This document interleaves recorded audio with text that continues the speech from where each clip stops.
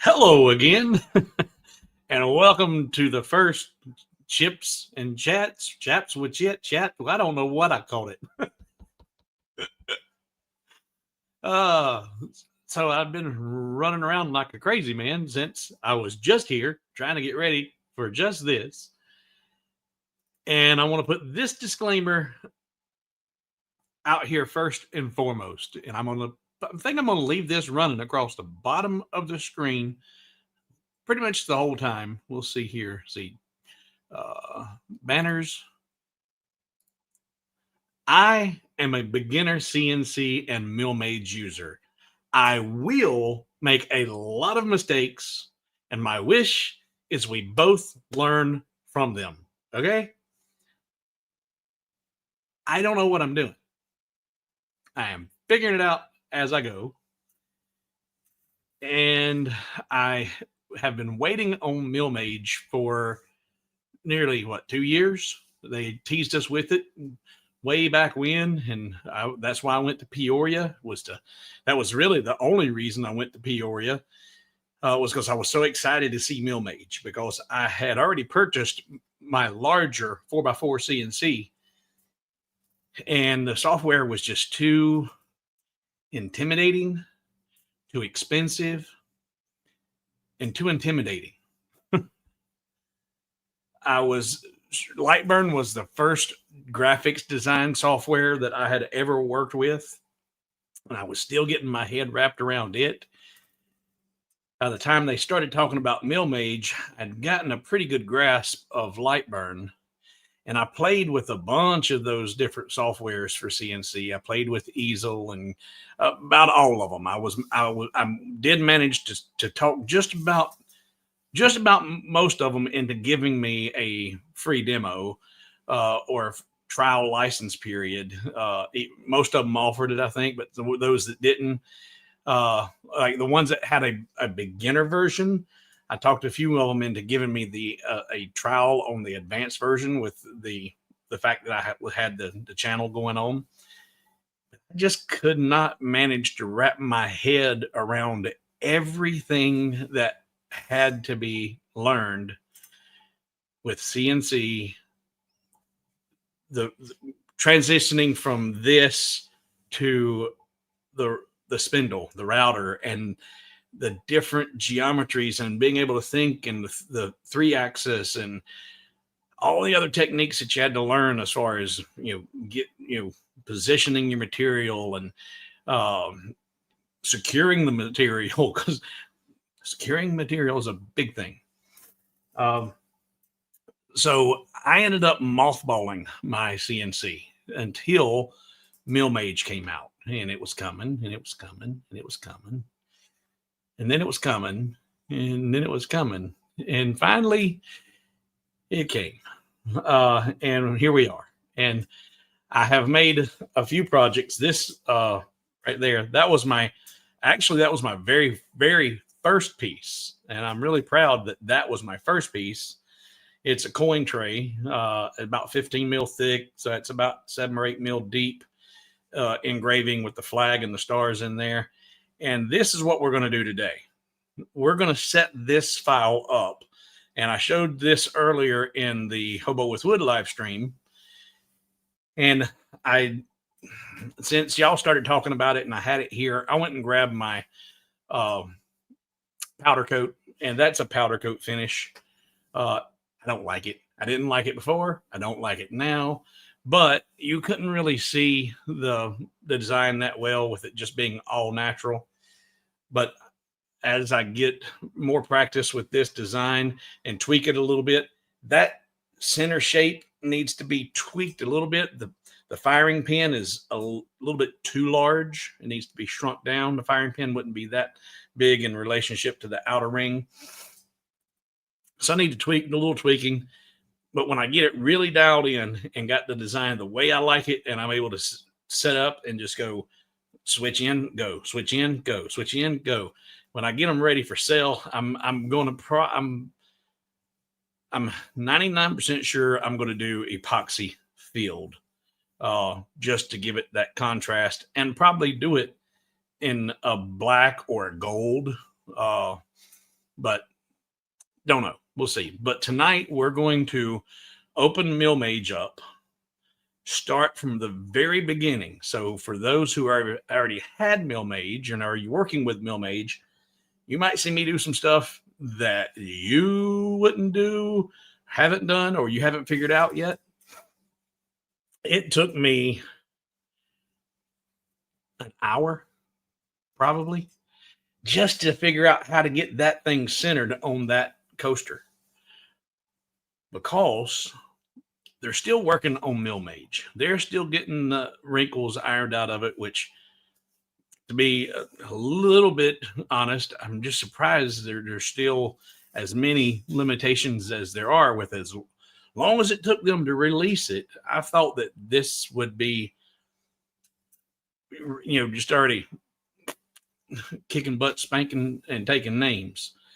But it's still got a lot to go. And several people have commented in the YouTube videos already posted about, why would you use Millmage? Why wouldn't you do this or do that or do this? These are much better programs. These are much better.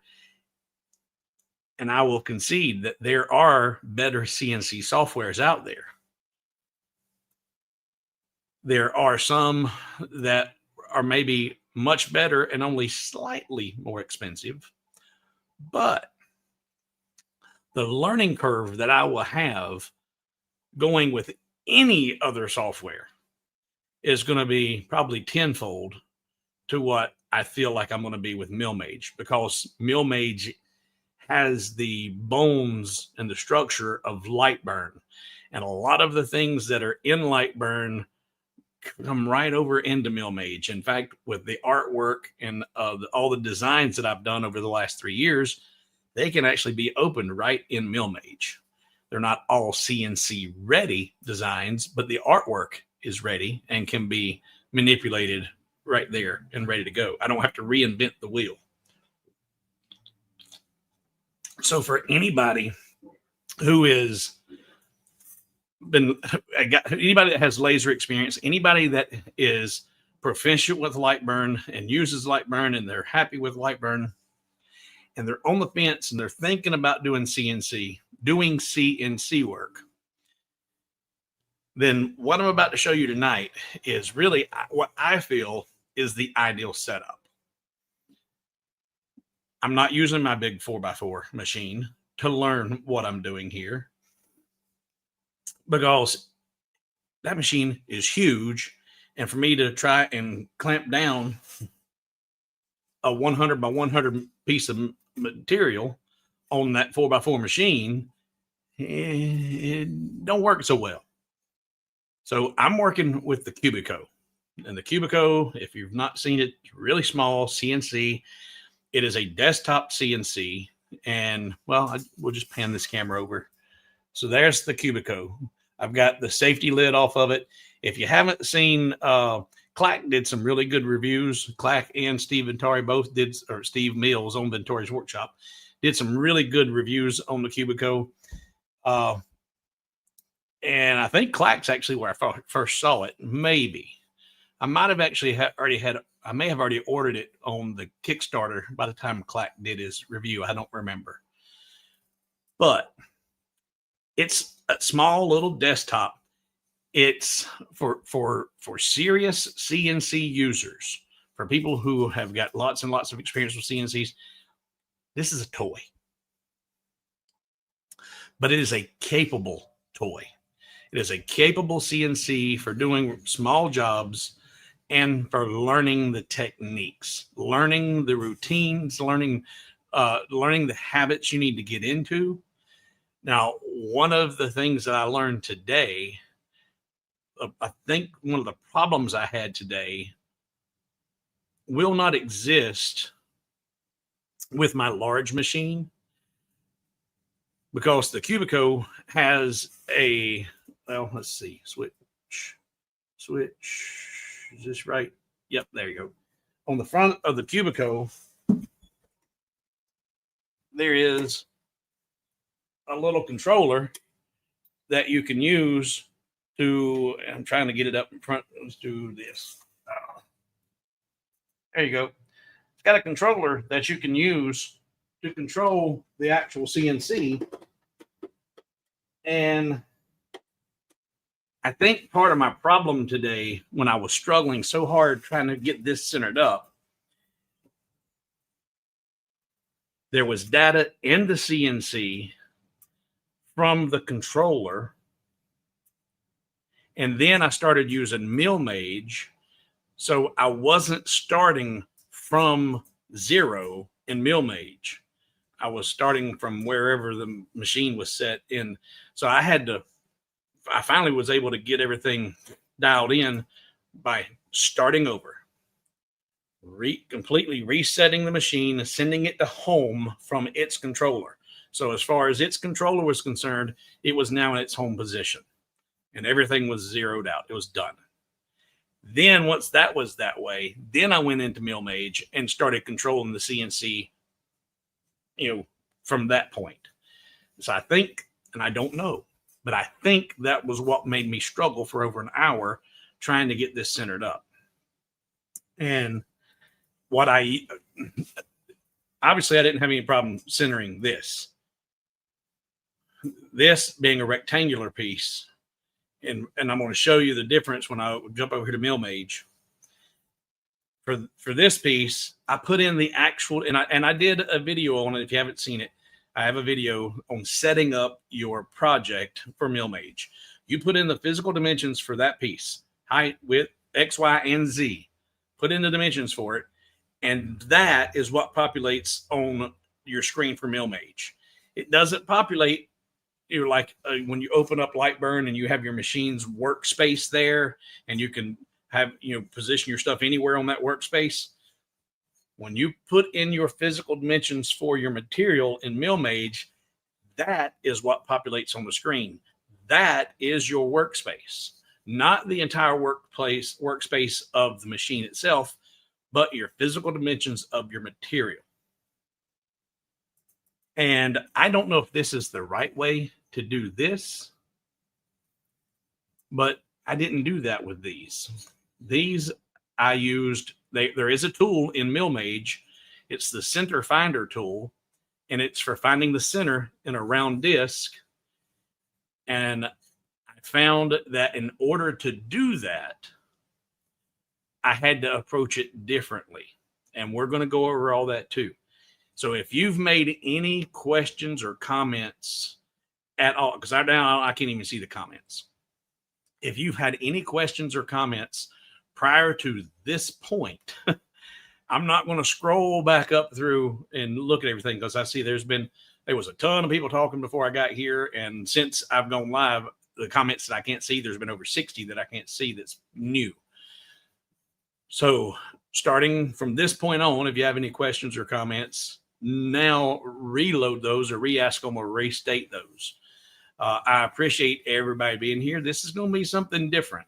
I do not have plans of running this actual job. It doesn't take long, but good God, is it loud and noisy, and it's late. Dad's already in the bed. So I do have, though, this on video from when I carved the first one. So I can run a little bit of that video and show you. And I even run it for some of you who are like, powder coating on wood, how did you do that? I have the video of that process when I powder coated this afternoon. So I'll show you a little of that too, if you're interested. But first, I'm going to turn the comments on and go over and look and check out the comments. And then we're going to open up Millmage, and we're going to discuss the two different ways of setting up the workspace for this, and what I did to get the center finder to work with this. And now I'm going to turn the comments on so I can see everything. All right. And yeah, like Terry says there, like. This is a new channel, new channel. It is going to take me to, no, I'm not going to start a new Patreon. I think that's, Bob, I don't know. I've got so many balls in the air right now. I don't know. But what is extremely important is, in order for this channel to even begin to start making any money from YouTube, I need 1,000 subscribers and 4,000 watch hours. And I think at last count, there was around 200 subscribers. So I'm a fifth of the way there, and we've only put up like 5 videos. So it won't take long to get the subscribers. And if you find this interesting, and I go as long-winded as I can be, it might not take long to get 1,000 hours in video. But like, share, subscribe. If you don't find this interesting and you don't want to continue to see the new videos that pop up, just don't hit the notification bell. But everybody subscribe until I hit that 1,000. And once you start seeing I get 2,000 or 3,000 and you don't feel like you really need to be subscribed anymore, then I'll go unsubscribe. But right now I can use everybody's help. Every single one of you, go subscribe. Hit that notifications bell if you want to see new and upcoming videos and live streams. If you don't hit the bell. Okay. All right. As far as this, Bob, I'm already having trouble keeping up with all the different venues I've got going on. Now I've got the 2 channels plus the 3rd one when I can make that happen. And the Facebook group, the Patreon, and answering the emails, and then helping people. That's really what I like doing. I like helping people with their issues and their problems. What would be really great is if existing patrons find that this is just an added benefit of being part of the Hobo Nation, and they're only bronze or silver, that they step up. They step up and become gold, because gold is really the best investment for you as a patron. And as I begin to develop files and designs for these, I'm going to have those on the Hobo with Wood website too, and they will be in a separate page for CNC work. But patrons will be able to access CNC files. So there's going to be a huge benefit as time goes on to being a gold patron. So I seen a question up here a minute ago that before it scrolled down, and there we go. No. And honestly, for the machine that I'm using for the Cubiko, it's not that big of a deal because I'm not doing great, big, huge projects. And so Jack's question is, have they fixed the problem where you cannot do more than 50% step over yet? All right. So if you're not a CNC user and you're like, oh, what? Step who? Pretend this pin from IDC Woodcraft is my bit that's in the spindle. And this measures 5 centimeters, and it's my roughing out bit. It's my badger. It's going to go in there and just hog all the material out, and it can clear out 5 millimeters in every pass. Well, when it's time to move over and take the next row of material out, that's the step over. And if you've got your big roughing out bit, then you can jump that over 70%, maybe 80%. And not leave a row of material that's not been cleared. But Lightburn is limiting everything now to, from what I've seen, about a 50% is max. 50% is a max step over. So if your bit's 5 millimeters, when you go to step over, you can only move 50%. So you're only moving over 2.5 millimeters. So it's overlapping, which is it's going to increase how many passes you have to take to do your clearing. But it's going to ensure that you're removing material. You're not leaving material. So I don't know if they're doing that to make sure that beginners don't screw up stuff, or someone just told them that that was the best thing to do, or I don't know. But I can only imagine that it needs to be adjusted, and maybe it's part of a, that, like Lightburn has a beginner's mode and then a professional mode.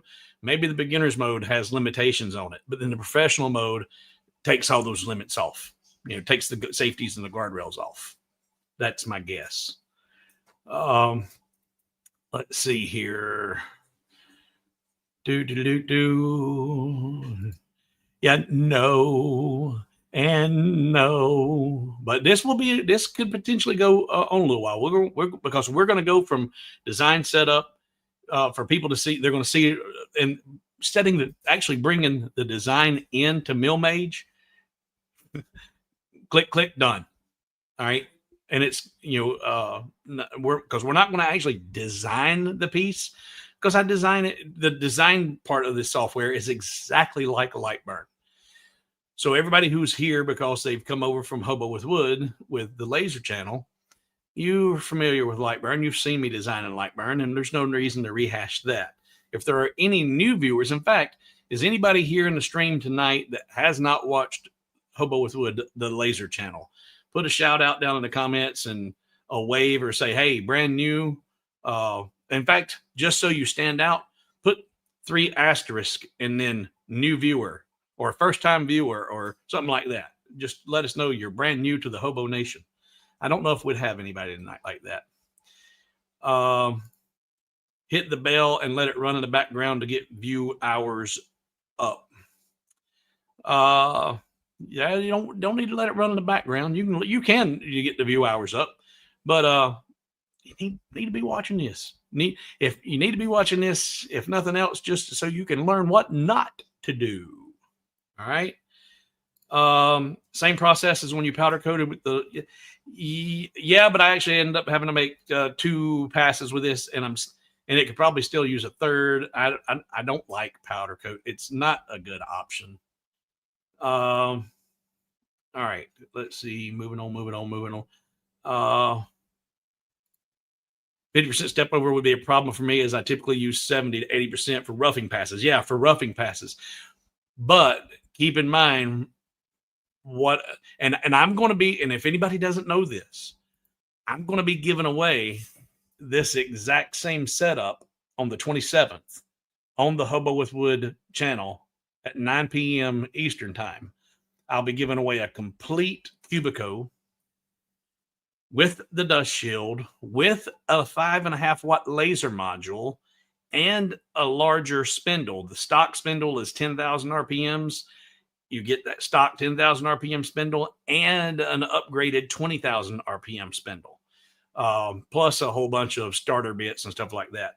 They'll be pretty much junk, but a good way to start and break bits and then get good quality bits. There's lots of drill bits for PCB boards and a few V-carve and I think some smaller bits for finishing. But you'll end up needing to buy bits pretty soon.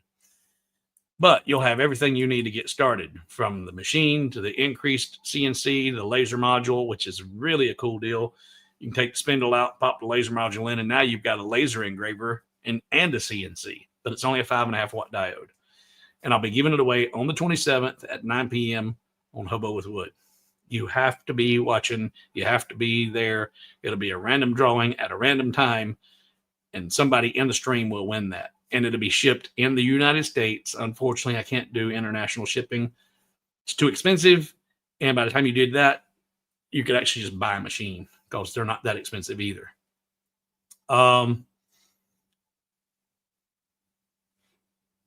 And Sean says, hi, Hobo. Recently found your channel, and I have learned so much with Lightburn and laser engraving. Thank you. Had to come show you love on this channel as well. Thank you, Sean. Thank you. Oh, well, we do. Now, wait a minute, Scott. You're not first time watching this channel, but Scott, you've been part of the Hobo Nation for a little bit now, hadn't you? And there's a familiar face. Hello there. Lots and lots of familiar names. Okay. All right. So I've got to the bottom of the comments. All right. Now I'm going to jump over. I marked my spot here. I'm going to jump over to Millmage.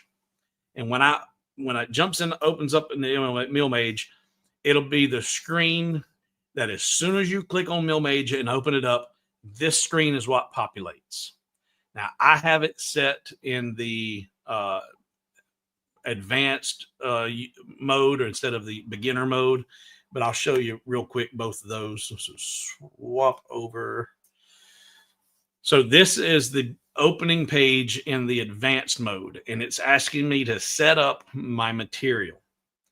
Now, if I was doing a rectangular block, like one of my 5x7 plaques, and right now this is something else that they're working on, they haven't got it fixed yet. There's nowhere for me to change this. Well, let's see, units. There's inches. Okay, this part you can change. There's millimeters or inches, but there are parts of this software that it's going to be metric only. There is no imperial. It's strictly metric, and or vice versa. I think it's all metric. But here, if I was working on a 5x7 plaque, I could put in 5x7, and it was a 1/2 inch plaque. And now when I populate that, say create new project, there is my 5x7 plaque. That's the entire work area. That's all you get to see. And then you would set up your artwork according to whatever your artwork would be. And come on, size it down, get and put in whatever that a text or whatever you wanted to do. And then once you got that, you're going to go in and set up operations, and we're going to go all that in a minute. But this would be for a 5x7 plaque. And with this being the 5x7 plaque, the video I did first of this week or into last week, where I show how to set up your material, you can go watch that and see how to do that. This is actually really easy to set up. I use my X and Y 0 in the center of the piece. In fact, let's go back to that initial setup. Delete that. If we go back to the project setup, I would do 5x7, 1/2 inch thick, and I would do my X and Y in the center. And then I'm going to do my 0 point on the top and then say, okay. And now you just seen there, it's moved the origin or the centerpiece for the materials right there for the project in the very center. Now, because I'm only working with that 5x7 and I'm putting all my material in there, I can then go in, and when I mount my material to the Cubiko, I now need to set my Z. Set your Z? Yeah, set my Z. That's the height of the spindle. So I've put X and Y in the center of the piece. But where's the center of the piece? It's mounted randomly on the Cubiko. Well, at that point, I now take and move my spindle over and 0 the height. I lower the spindle until it's touching the material. And you can do that, and there's lots of videos showing how to do it, but I do it with paper. Where you take a piece of paper, put it on the surface of the material, and you slide it back and forth, and you keep lowering it down 1/10 of a millimeter until your paper's caught. You can't move it. Okay, boom. That's X0. Now, I also, because it's a rectangle, it's a rectangular shape, I took and found my center point by just doing 2 diagonals, found my center point, and I jogged the spindle to that center point and zeroed it to that center point. So now it's on the surface of the material, and it's in the very center of the material. And at that point, I zero my workpiece in Millmage. There's a button in there, and you'll see it in a minute. And I hit 0 workpiece. And at that point, now Millmage knows exactly where the material is on the machine, and knows where the top of the material's at. Now, as I go through the operations, telling it how far it's that. So that's how you zero how I zero the rectangular piece or square piece. Anything that you can just go, psh, psh, there's your center and done, and move it to it. Now, there are tools that you can make and you can buy and you can use. And I can't say this often enough. I owe my 11th grade geometry teacher so many apologies. I hated that class. I really didn't like the woman. I hated that class. And I didn't care much for the woman. Did I say either of those? But I do owe her an apology because I told her I would never, ever, ever, ever, ever need anything that she could possibly teach me in the real world. Here we are. There are ways to find the center point on a circle using different tools and different equations. But there is a tool in Millmage and in Lightburn, and that's what we're going to use tonight. We're going to strap this piece to the material. First, I'm going to take all the measurements.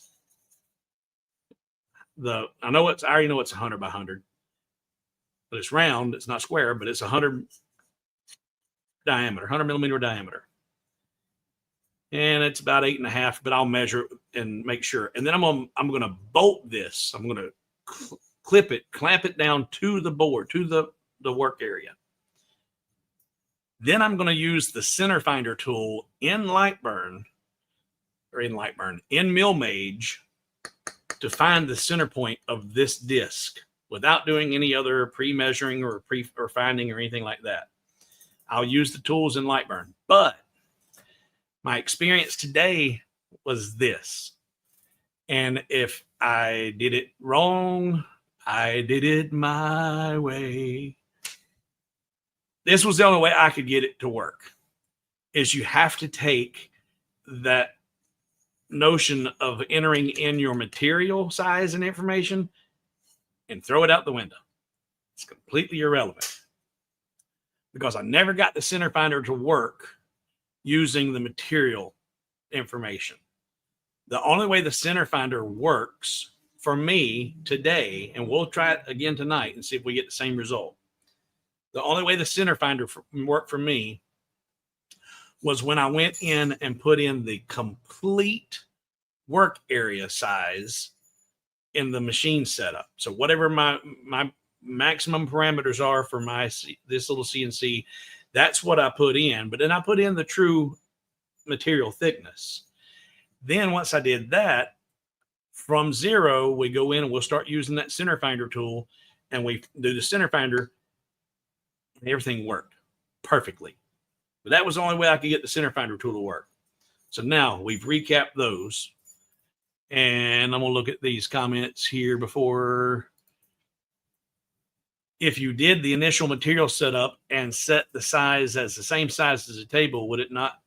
It would, except it, and just like in Lightburn, there are multiple ways to do things. And yes, in fact, when I did not know, when I wasn't using when I wasn't zeroing my workpiece at the center of the piece, I did what you're talking about because I couldn't figure out any other way to do it. I put in the entire workpiece like we're going to do for this. And then I set up my design, and then I found the center point of that design and then moved the spindle to that point. And then once the spindle was at the point, I then did some moving. I had to do a bunch of around my butt to get to my elbow, to this, to that, whatever, in order to make that work. The simplest thing that I found to do whenever you're working with a piece that you can just easily pick up and say, all right, boom, boom, there's center, strap it down, put in your dimensions, then move your spindle over to that center point that you physically have marked, zero it out, zero your X or zero your Z. And when you zero your Z axis, then zero the entire workpiece. And that worked for me every time that I've needed to do anything that was, but this one was a little more challenging because I didn't want to use the geometry, and I wanted to say, you know what, I'll use the actual laser, use the tool laser, use the tools in Millmage to find that center piece. It's actually pretty quick once we get in here, start doing it. And that's what the tool's for, finding the center of a circle.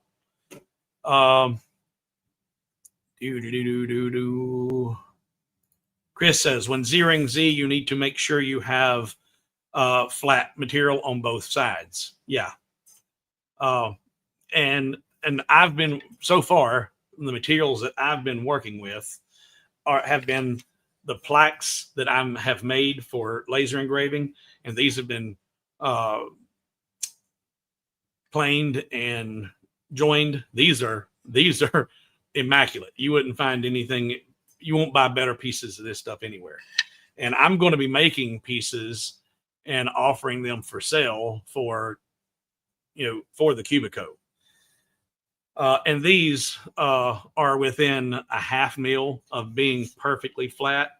And when I find them when they're within a half mil, if they range anywhere from 8.5 mil to 8 mil, then I go with the smaller number as the thickness, and I'm never going past halfway anyway, so I'm good. But yeah, you don't want a washboard on that you're trying to clamp down and zero your Z. Don't want to do that. Just did that.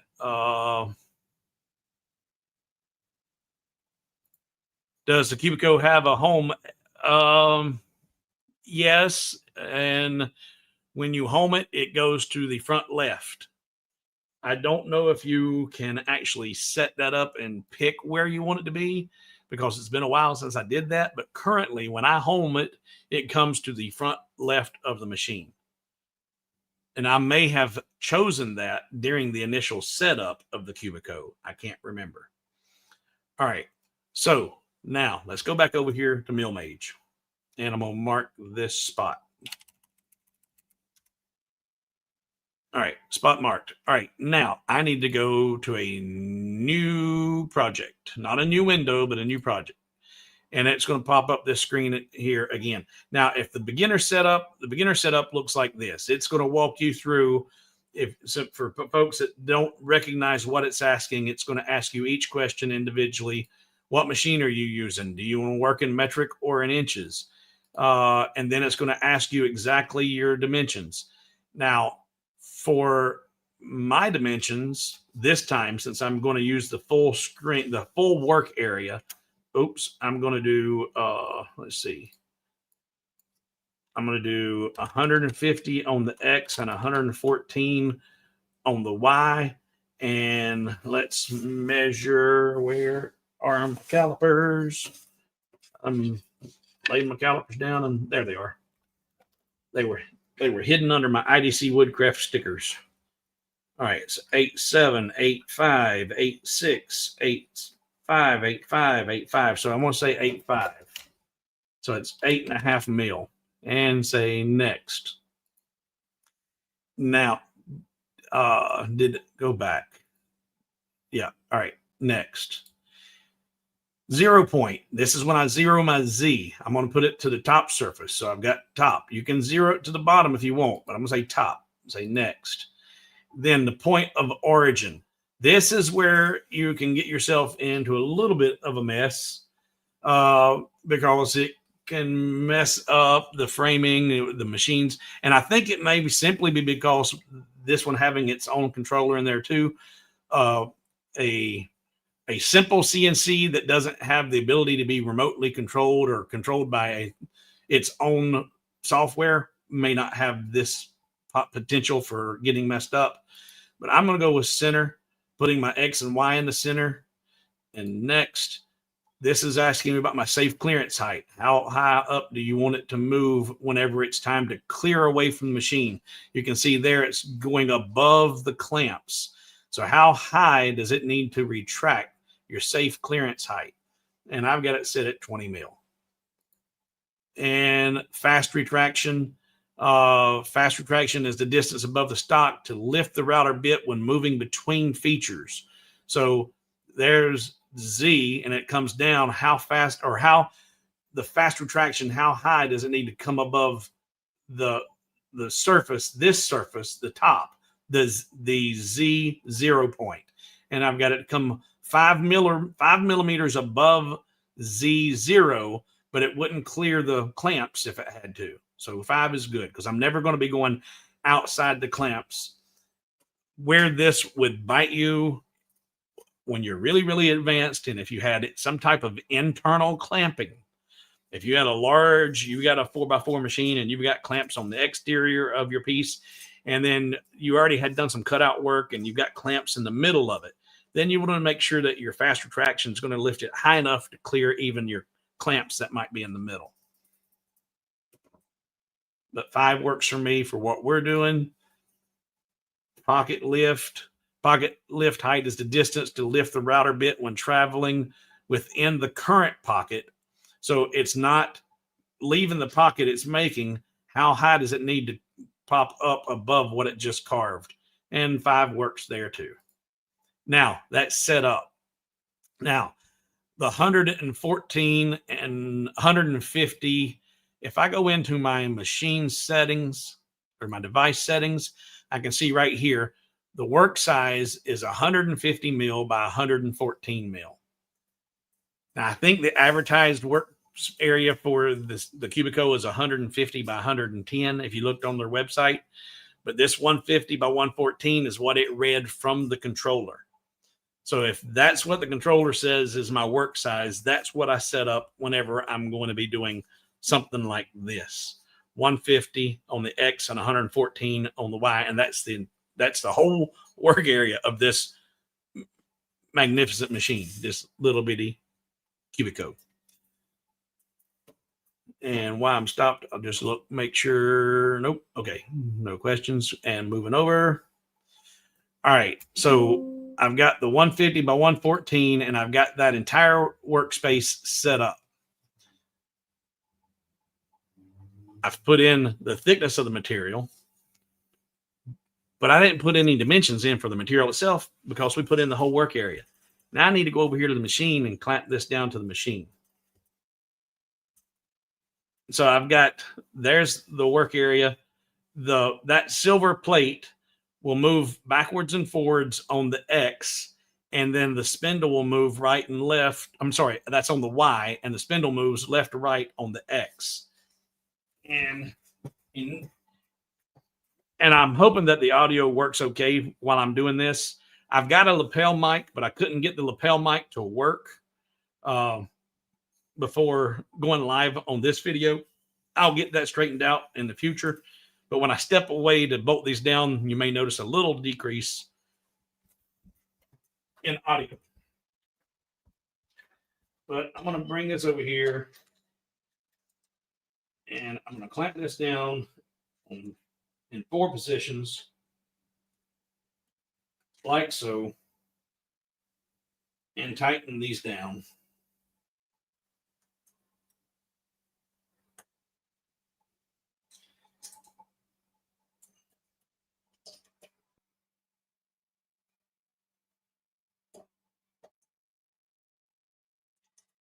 And I would recommend getting some of the T-handles. These little Allen wrenches are what come with it, but the T-handles are faster. You can get a little bit better bite with them. I will be investing in some of those very, very soon.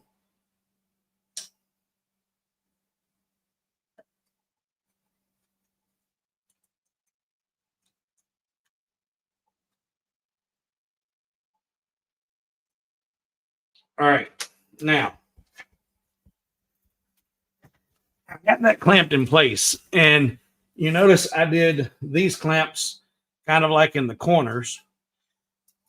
These are a little bit closer together, and I didn't put this one up in this corner because this right here, that's for my probing.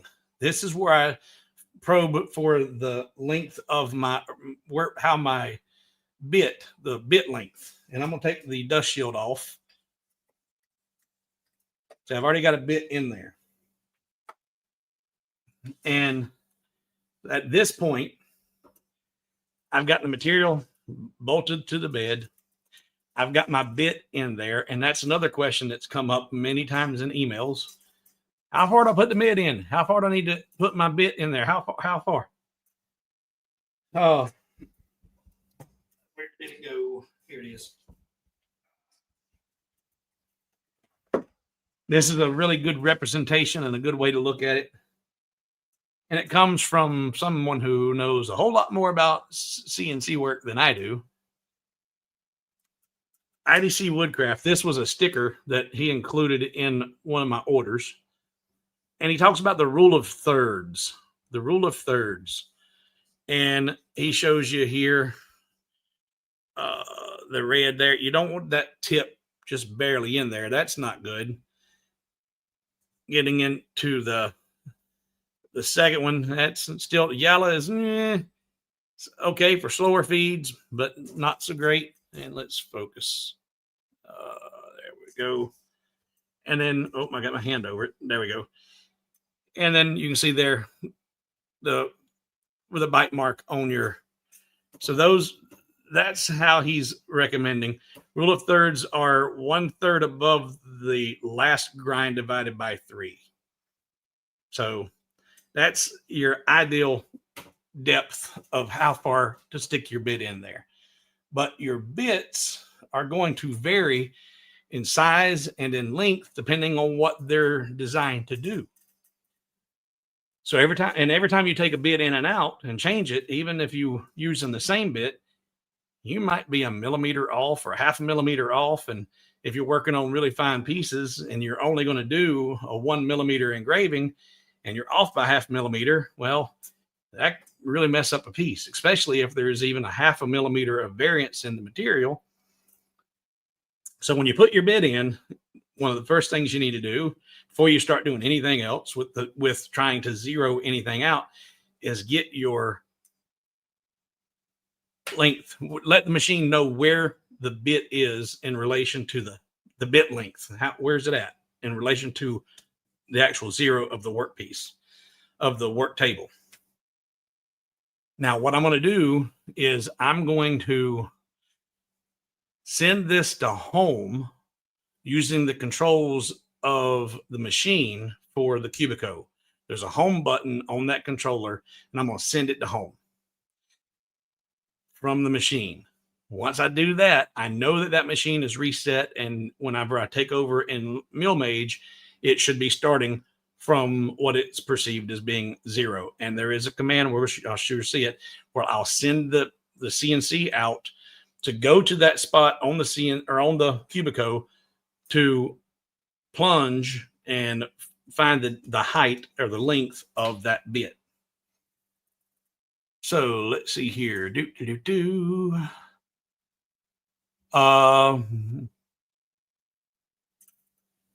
And Jack says he'd have to make a spoil board. And if I was at the point where I was doing any carving through and fully carving out pieces, oh yes, you have to have a spoil board. But for surface engraving, surface carving, I don't think that a spoil board is necessary. And depending on what you're wanting to do, you're going to be taken away from your material thickness ability, but you're not going to be doing a lot of, well, that one was pretty deep. All right, so let's go over here and I'm going to go to the Cubiko. Oh, there we go. And I'm going to go to the machine and home it. And start homing. So the machine's going to raise it all the way up. So one of the first things the machine's going to do is make sure it's got the proper height clearance. Then it's going to slowly make its way across the X, and then it'll come down on the Y and come down to the home position.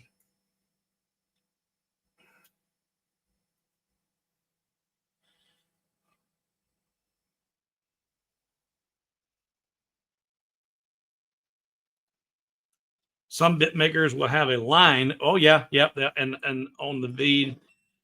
Oh, all right. Now see there, I got an error. And that's because I had the power off earlier. Let me clear everything.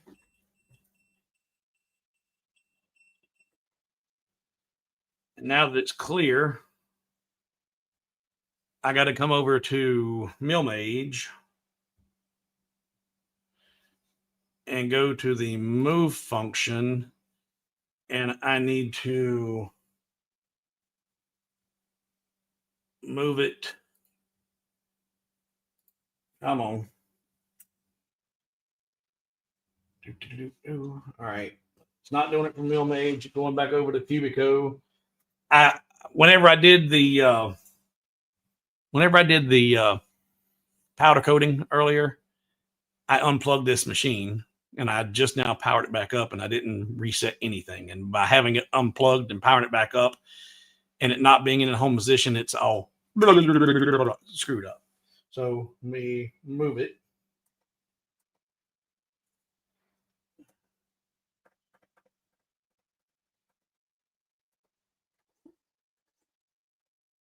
And just so you can see what I'm doing, I've forced it to recognize that it has more travel. And then once it sees it has more travel, I hit the home button again. And now it's going to rehome again. And it should send that Y. There we go. And now everything's going to move back into the 0 position. And that was my fault from when I had the power off. But yeah, some of the bit makers I've seen, they actually have collars on them. You know, they got some will put marks on them, some will have collars on them, so they go in consistent every time. Let's see here. All right, beep, got that zeroed in. Hello, Radu. Radu. Glad you could join us. Is there a way to speed up the homing function? Yeah, there's probably, I'm guessing that in the settings, just like in Lightburn, you can change your white space, probably not white space, but move speed. You can probably do that too. I just haven't done that because honestly, I'm okay with it taking its time right now because, as it says, I don't know what I'm doing and I make a lot of mistakes. And Chris answered that. Yes, top part of the move tab. So I'm at the move tab. Oh, yeah. So, but I'm okay with it moving. It's where it's at right now. Well, thank you, friends in code, and thank you for being here. We're going to learn a whole bunch of what not to do. All right, so I've got the machine zeroed out. It's in its home position. Now, from this point on, I'm not going to touch the controller on the CNC machine at all. I'm going to be making all of the movements with the spindle from within Millmage. And you'll catch me inadvertently calling Millmage Lightburn because I've said Lightburn for 3 years and they look so much alike. Many people who have watched the videos are going, hey man, that looks a lot like Lightburn. Are they related? Yes. Millmage is the spawn of Lightburn. So I wish, actually there is. Is there a way? Yeah, I can. I think I can. Let's try this. I didn't think about this. Or can I? Can I? I don't know. No,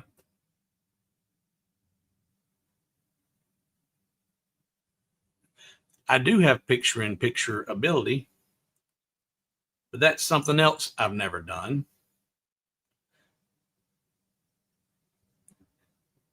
And instead of me screwing it up in the middle of this stream, I'll just toggle back and forth and show you. I'll figure out picture-in-picture so I can set up the CNC up here in the top corner so you can see it doing what it's doing whenever I can do the controls in Millmage. That'd be really a way to do this. but I ain't going to take a chance on messing things up right now. All right. So I'm going to mark, oop, not that, dummy. Go back, mark this spot.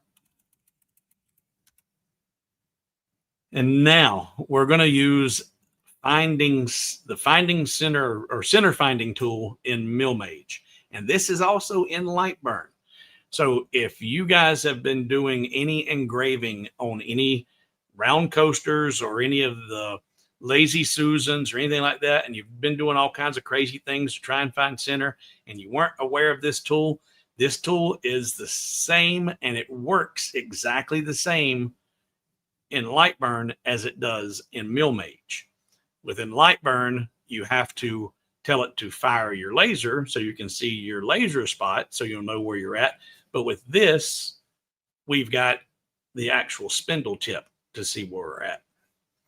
All right, so first thing I'm going to do is I'm going to probe the spindle. So if I go to Millmage, I've got my workspace set up because I'm going to do that circular disc. So I'm going to come over here and hit my probing in my move menu, hit probing, and it'll ask me what type of probing am I doing. I'm not doing my Z probe. I'm doing a tool length probe. And I'm going to do this to 2 mil. And this is the G code that it's going to send out. And when I hit execute tool length, I'm actually going to switch over here and let you see what the machine's going to do. So I'm clicking on execute tool length probe. And now you see how much faster that moved. So that moves all the way back to that corner, and it'll lower itself down and then make contact, back off, make contact again, zero up, and then come back to Z XY00. And you got to drive this thing, right? So at this point, the CNC knows how long the bit is, how far it's protruding out of the spindle. And at this point, Millmage knows that, I should say, and it knows that the spindle is all the way down in the bottom left front corner. But I've told it I want to when I go to do my design work, I want my X and Y to be in the top center, and I'm going to put the Z on the top. And when I do the Z, it's going to be in the center because I'm going to use this tool to find center. So back over to Millmage.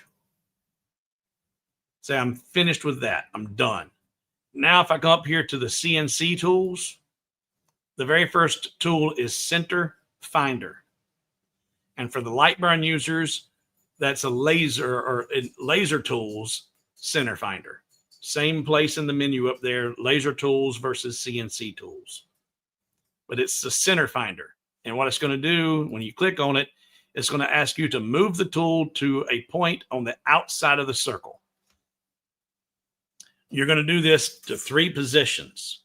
And the further you make your positions away from each other, the better off you're going to be and the more accurate the representation of your circle is going to be. Now, this is a 100 millimeter disc, but it does have a slight radius on the top of it, on the top leading edge. So there's not a 90-degree angle for me to find the exact edge of it. So I'm going to be eyeballing it a little bit. But even eyeballing it and getting it within half of a mil from the edge and all the way around, when it calculates its center, it's going to be doing a whole lot better than I could do by trying to eyeball the center. All right. So I'm going to show you the screen here. Here it's telling you to move the tool to the outside of the circle. And you use your move controls over here to move the spindle. You can move it in these values that are already predetermined, or you can put in any value you want to put in.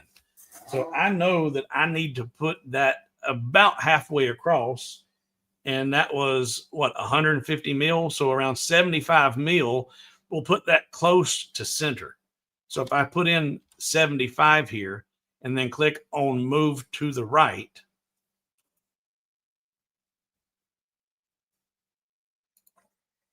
It's going to jog that over to close to the center of that piece.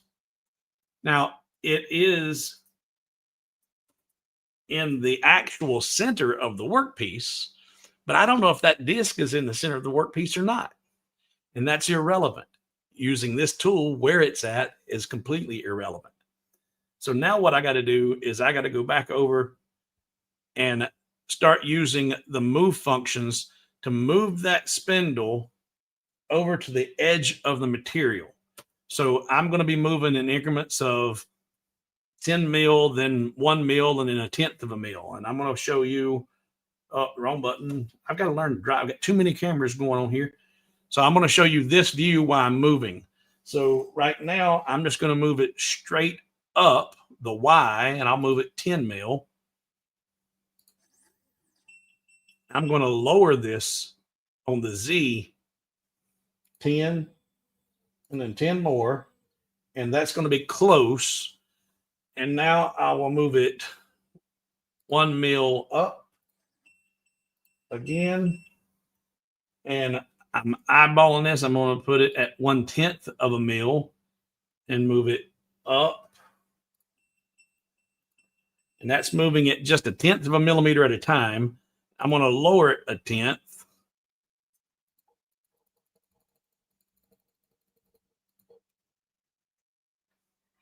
And that is right. It's not on the edge of it. It's right on the edge of the radius.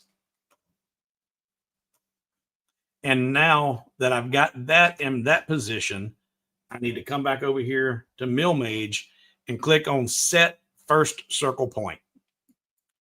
Then it tells you set your second circle point. So now I need to use my move functions again to move to another area on the outer perimeter. And I'm going to come over to, I'm going to go over between those two clamps on the left side. But before I do anything, I'm going to raise my Z. I'm going to show you. Before doing anything, I'll come over here and set my Z distance to 10. And I'm going to raise that spindle 10 millimeters. That way it's going to be high enough to clear even my clamps if I accidentally get close to the clamps. And there goes my neighbor in his race car. All right. So now I'm going to come up. I know that that disc is about 100 mil. So about 50 mil should put me close to the center. So if I change this to 50 mil, and let me show you what I'm doing. Change this value here to 50 mil and move straight up the Y, then that should put it about in the center of the piece. And that's actually a little higher than I want it to be. So I'm going to change it to 1 millimeter, move it down just a couple to get it between those. And now I'm going to move it on the X 30 mil to the left. And that's getting close. And I'm going to change it to 1 millimeter and jog it.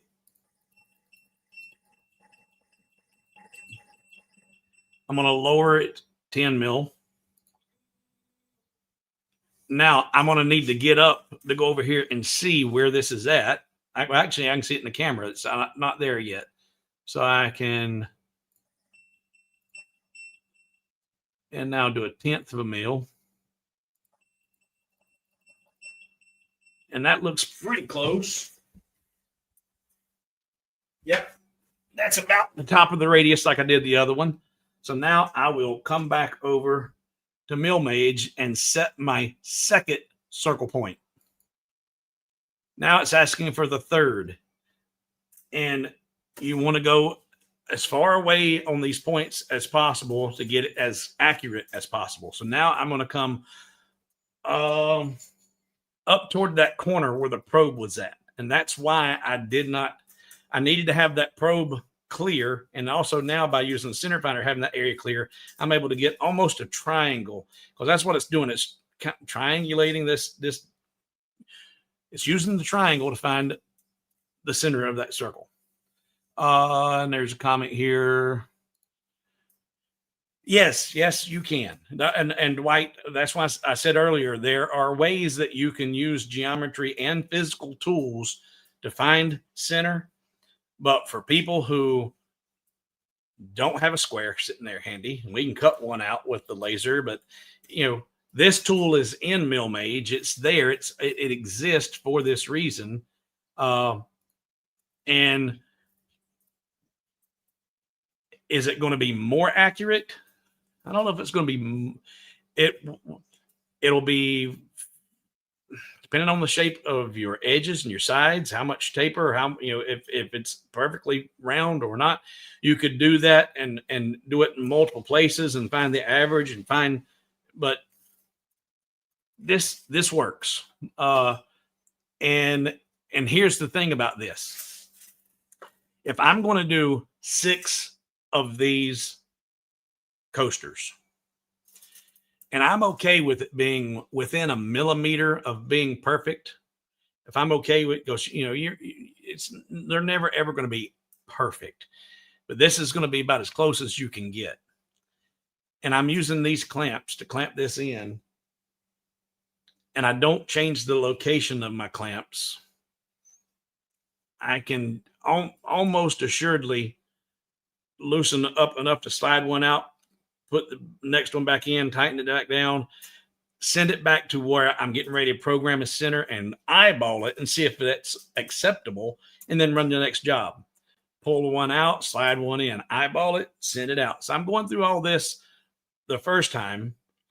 And if you were to go to the trouble of actually making a jig, which I have,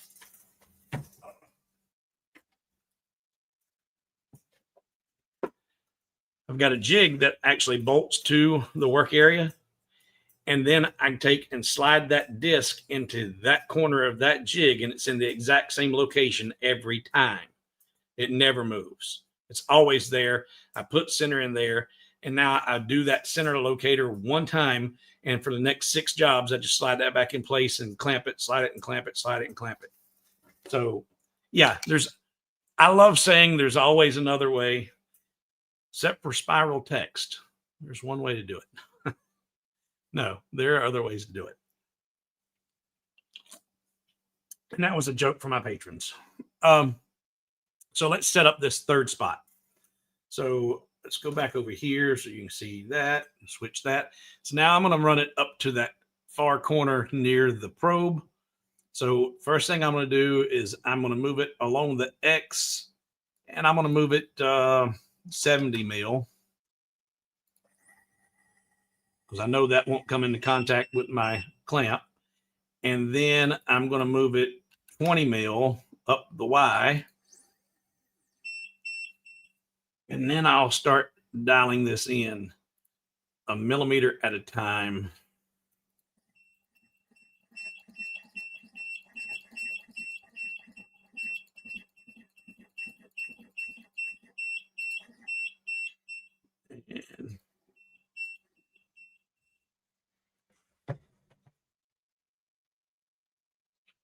And now I'm going to do it 1/10 of a mil.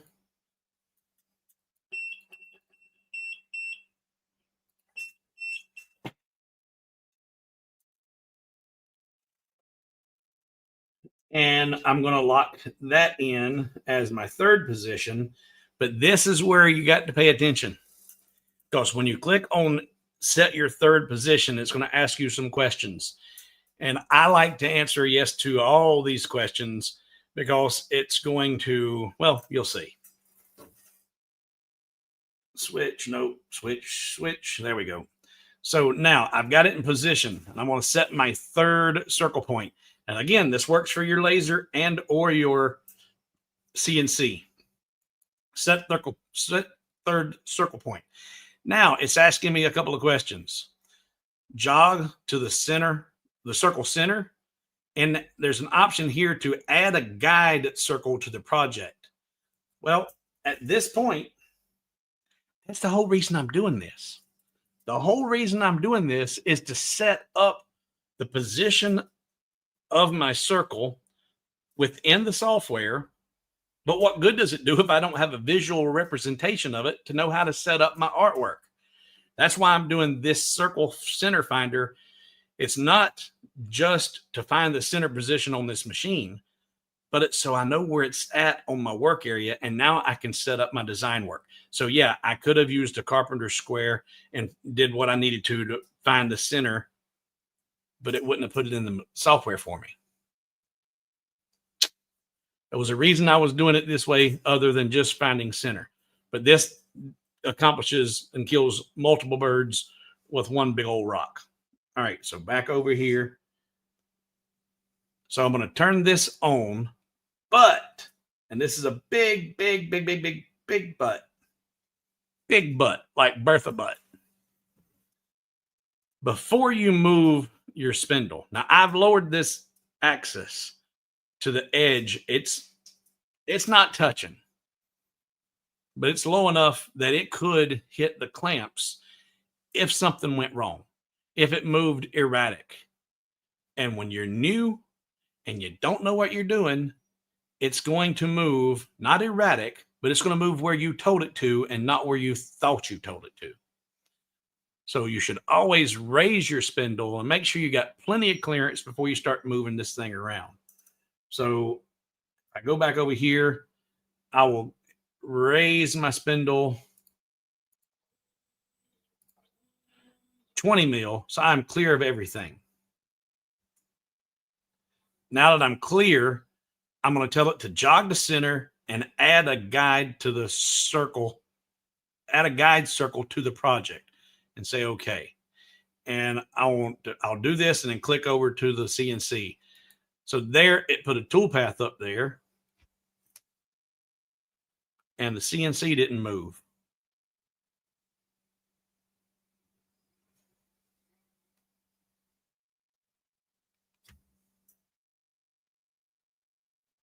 The CNC is sitting there idle. But that's okay. I may have done something wrong just then and said something and did something different. But I'm going to show you why it's not a problem. I told it, at least I thought I told it to jog to center. The CNC didn't move. But I did all of that, found the geometry, and I put that toolpath on the work area. It now has a physical representation of what that circle is, and it's placed on my work area. So watch what I do here. If I come in here and I'm going to grab this and I'm going to put it on a different toolpath just so you can see it a little bit better. I got to put it where y'all can see it. There we go. No, it's not moving, Chris. And whenever it moves quick. There's no movement, no humming, no electricity running through the stepper. It's not moving. I must have inadvertently didn't click on the jog to center or something. I'll watch it in the replay and figure it out. Because I think on that tool, you can click, turn on the center finder, and you have the option of clicking OK or click on jog to center. And I may have clicked on OK instead of jog to center. And so I didn't give it the command to go to center. I'm doing too many things, trying to drive and operate cameras and produce this, award-winning show. And I don't know what I'm doing. See, it's right there. We're going to learn from our mistakes. But it's completely irrelevant. Even though I didn't send it to center, I did tell it to create that representation in Lightburn. So I have a work area. Oh, there is my coaster. There is the center. And if I've got my anchor point in the center there, there's my X and Y position. From 0, 0, it's right here. It's at 5 mil on the X and 3 on the Y. So if I were to, and I should, and Chris, this is something that it won't do, that it would be super chill if it did do. I have gone to the trouble of creating this circle and I've got it positioned in my work area. I wish we had the drop position controller. We've got a position over there in the move tab, but we don't have the ability to drop a tab or drop a position in the work area. At least I haven't figured out a way to do it. It'd be cool because in with the laser, we can take and click on position in the workspace and the laser go to that spot. It'd be nice if we could do that in Millmage. So let's look here at spots or questions. Yeah, I got that from Dwight. And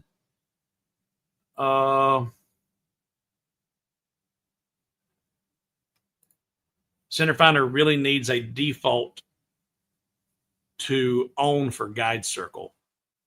Yeah. And well, yes, you can type in the position and move it to that position. But if Dwight, if you're familiar with Lightburn, there's actually the ability just to click in the work area and it'll just go there. You don't have to type in the position. You can click on it. You can, just like dropping a pin on your maps. You can drop a pin and the laser will take off. It'd be nice if you could do that with the spindle. And like I said, yeah, it's not moving. And thank you. All right, so back over here. Since I do have that physical representation, and I do have the positioning over here, and I know what the position center is, it's 5.259, and I've got separate positions for X, Y, and Z. I'm going to leave my Z alone, and I'm going to tell it to go to 5.259, 5.259, and I can't do the 9. So that's another, so it's almost 5.26. So I'll round it up to 5.26 and tell it to go there on the X. And if we switch here and I tell it to go up, now see, there's the issue. Instead of it going to, and see, this was the problem I was having today. Instead of it going to the XY that I told it to go in the setup, it went to 526, the actual, not what I put in there for the material. And I struggled and struggled and struggled with this today. And I'm not going to struggle with this for an hour tonight. And this is why I would like to have the ability to drop the pin, because and I'm assuming, and you know what happens when you assume? I'm assuming when you're working with a different type of CNC that doesn't have its own built-in controlling software, that you wouldn't have this conflict. I'm assuming that's why it's doing this to me. But I thought by sending it home and then sending it out there, in fact, we're going to try that again. What's Chris saying? The position on the move tab has a go-to button. And I did that. That's what I did. I put in the, right now with X and Y 0 being in the center point, the center of this circle is at positive 5.29 or 5.26 on the X. So it's just slightly out of center, just barely off center. But instead of it going there, it went to the 5 millimeter X from the 0 position at 0, 0 being in the bottom left corner.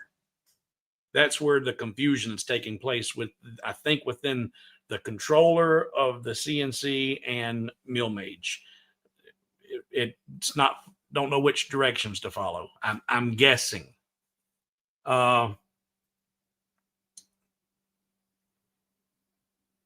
And do you need to say no? Well, you would, but this is positive. This is positive. And I put in +5, and it went to what would have been +5 from the 0 point being at home X at the bottom left 0, 0.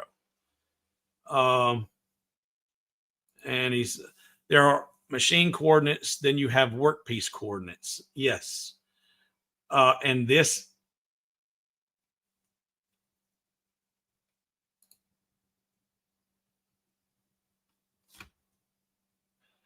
one, and this is a 1 with an exclamation point.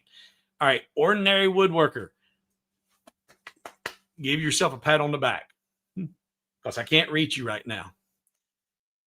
You have and I was totally aware of this. You have workpiece, and then you have how did he say it? You have machine coordinates and workpiece coordinates.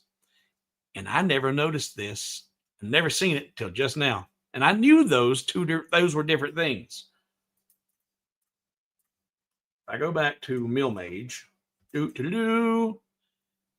Over here on my move functions, up here is an option to tell it. I want to tell it the workpiece information. Hallelujah. Hallelujah. So we're learning. We're learning. That's what this is supposed to be, an opportunity to exchange information and ideas. So it went to the machine coordinates of 5, which would have been right at 0, 0 being at the bottom left. Now I turned on that workpiece, and now I'll send it to the workpiece coordinates, and it should go to the center of that circle. Let's see if it works. All right, switch. So that's turned on, and I've told it the 526, and let's go over here, and oh yeah, there we go, and see if it goes right. No, and I think because I messed it up, I'm gonna send it. Actually, let's go to home.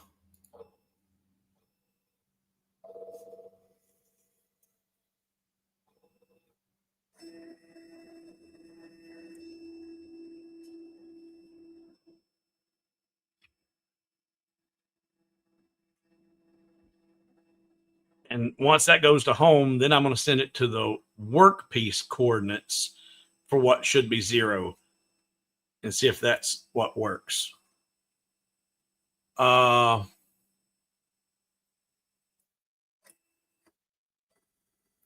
Chris says X and Y is slightly different to the go-to, which does both at the same time. Okay. All right. I'll look for the go-to.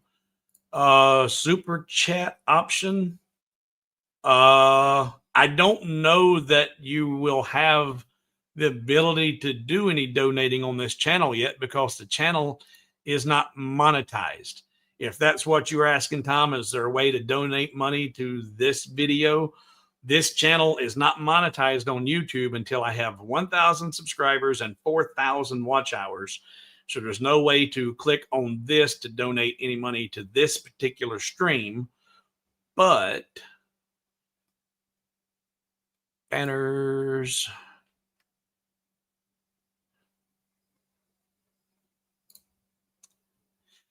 Should anybody feel froggy and want to do anything, this would be the best way to do any donations tonight.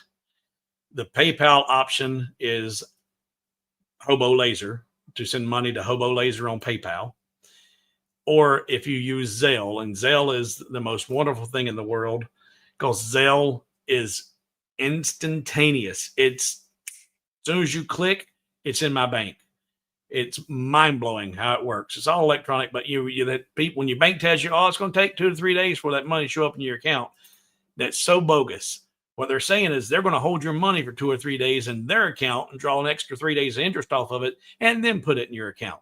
Because that Zelle, as soon as you go on Zelle and you look up hobowithwood@gmail.com and send money and you say send, that fast, it's instantly in my account. It's immediately in the account.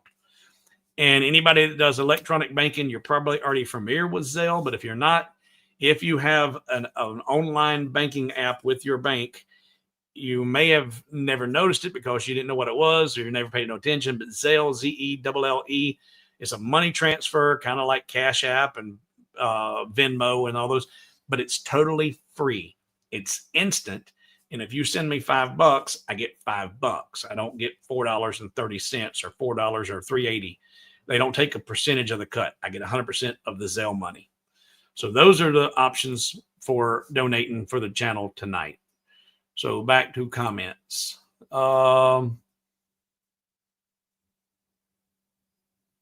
Chris says, oh, I clicked workpiece without even thinking about it.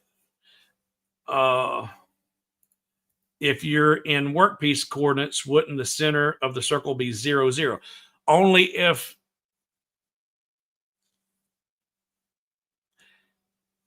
we'll get ready to find out. Because technically, I think the workpiece is the outer dimensions. And I told it to create that circle on the workpiece, because in the very beginning of this, it asks you for your workpiece dimensions. And I told it my full X and Y.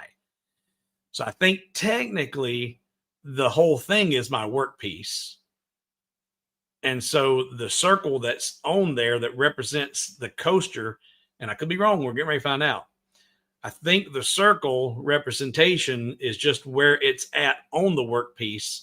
And I found the center of it. So now if I want to go to the center of it, I go to the center of that circle and not to the center of the workpiece itself. I think we're getting ready to find out. What's Chris saying here? When I worked in a bank, we would make, thousands of dollars on short term. Absolutely. Yeah. It's crazy. It's the, years ago, people were completely uneducated and didn't know no better. It's like, okay, well, I understand. Now it's just a racket. All right, so back over to Millmage. So I have homed the machine again. The machine is sitting down here in the bottom left corner. And if I go over to the Move tab, and where is that go to? Position? Right there, go to. All right, move the tool head to the designated position.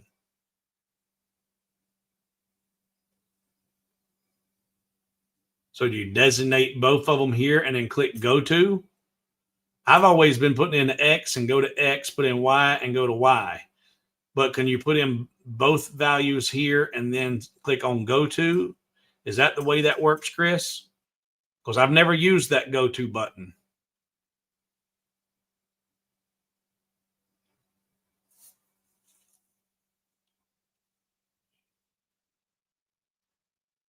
So right now, my X position,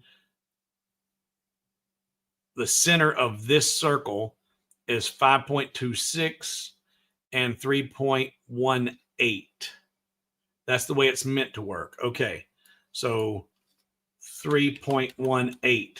So 526 and 3.18. I'm leaving my Z alone right now because I have not zeroed my workpiece yet.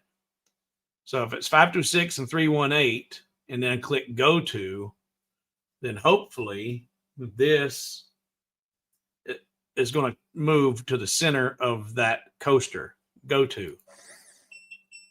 And it don't. It went to, it moved, but it moved to, and this is why I would love to have the ability to drop a pin. Because it went to those coordinates, the 5 and the 3, the 5, 3 on the XY, from the 0, 0 home position and not from the workpiece position, even though I've got workpiece turned on. So now what I'm going to try and do is I'm going to tell it to go to 0, 0 on the workpiece and see if it moves to this. But see, I've got workpiece turned on. And I told it to go to 5 and 3. And if I tell it to go to 0, 0 with this, it's going to go right back to the home position. It's not moving like it's supposed to. Because, and Raru, it's not that you're saying it kind of seems strange that it's. I think that it's more of it's probably supposed to do what we're trying to make it do right now, but it's just not cooperating. And I don't know that it's 100% because of the machine and Millmage. And Chris says he'll have to check it out when he goes out to his she shed. But I got there today. Obviously, I got one. And I was able to make it. And I thought that I had overcome that issue by zeroing the machine first and then only controlling it with Millmage. And Steve Smith saying the whole thing is the workpiece. And if it was, which it technically, yes, you're absolutely right. It is. The whole thing is the workpiece right now because of the way I set it up. And because I set it up, and you can even look in Millmage, if I zoom in good and tight, you can see there's, I got it to show you Millmage. There's 0 right there. I'm on. There's 0. And there's 0. And there is 0, 0. There is the center of the workpiece. So if the move functions were working correctly, and I've got workpiece turned on in the move functions, I've got workpiece turned on here, and I told it to go to 5 and 3. So it should have gone to right here because there's 0, 0. It should have moved here, but it went to this 5 and 3 down here, referencing this as 0, 0. Maybe you need to redo the 3-step points, then tell it to go back to 5 point. And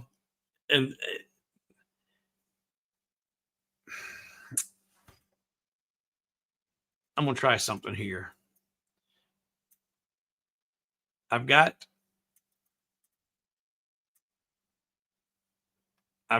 the Z high enough that it's not going to interfere with anything.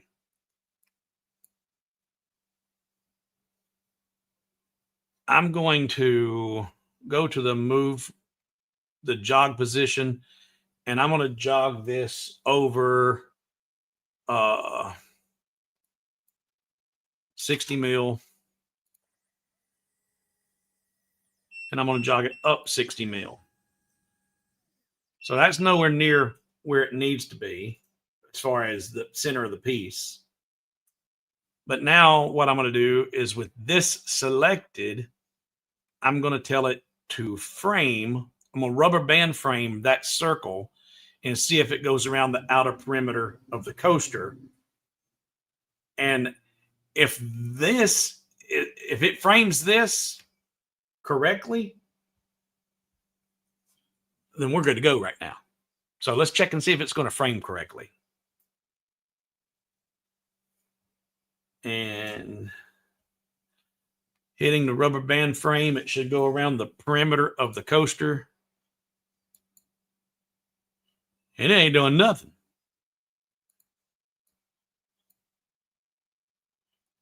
All right.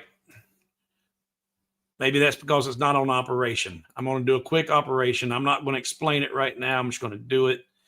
Any old operation.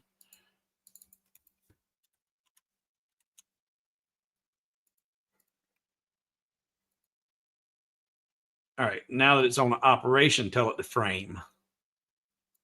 There we go. All right. But see, there's something screwy going on. There's something screwy going on around here. It is refusing to recognize 0, 0 being in the center of the workpiece. It's wanting to default to 0, 0 in that bottom left corner. So I'm going to go back to the original screen, the original setup, and just make sure. File, project setup. Use the advanced setup. There it is. I've got it selected for the center. And that's represented by that green dot in the center of that workpiece. So that should be X and Y in the center of the material. I've got the entire workpiece set up as the physical dimensions of that piece. So that's the outer perimeter we see here. 0, 0 should be in the center, top. Okay.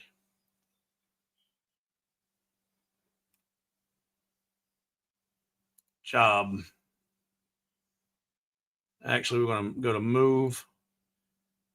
And I'm going to move 10 mil. I'm going to move it down. And then I'm going to tell it to go to home again. And another thing, Chris, I'm constantly, for whatever reason, and it may be from inexperience, whatever, for whatever reason, I'm in the move tab and the jog tab, and I'm moving around. But there's nowhere on that jog tab to send it to home. And it'd be nice if when you're talking to the boys and or girls again, there should be a home button. In fact, right in the center of that grid of those there, right there, that XY, that should be a home button. Just the option to click on home. Because right now, in order to send it home, the only thing I know to do is go to job and then tell it to go to home. And that's what it's doing. It's going to home itself again. Starting over. Go back over here.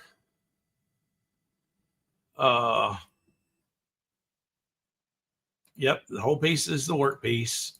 Maybe, and we try, I don't want to do it again. Since you move it, maybe you need to redo that representation of that circle, it's correct. I can tell by looking at where it's at on the workbench or on it's set up correctly. It's just not recognizing the correct XY coordinates. Can you change the circle? I can change the circle in the workpiece all day long, but right now it's exactly where it needs to be.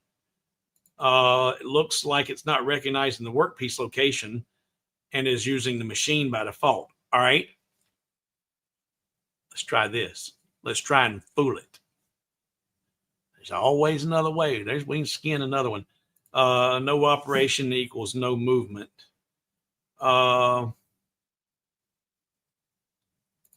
Yeah, the coordinate should be 5 and 3 from the center of the workpiece. That's where it should be going to. But instead, it's going to 5 and 3 from the bottom left corner, barely off the home position in the lower left corner. That's where it's going. Did you reset? Yes, I did. But what we're getting ready to do is we're going to fool it. Now, the spindle doesn't need to be moving. The only time spindle needs to be moving is when you're preparing to cut. I'm trying to look at these questions for. I've got an idea on how to fix this. Does project origin need to be the same as where you were home bottom left? No.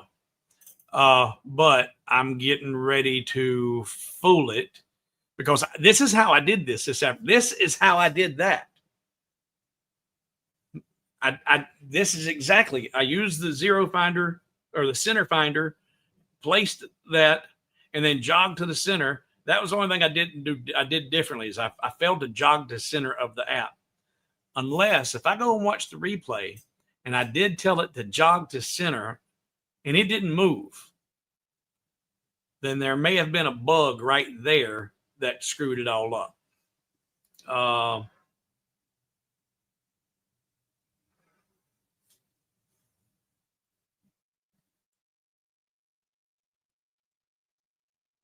And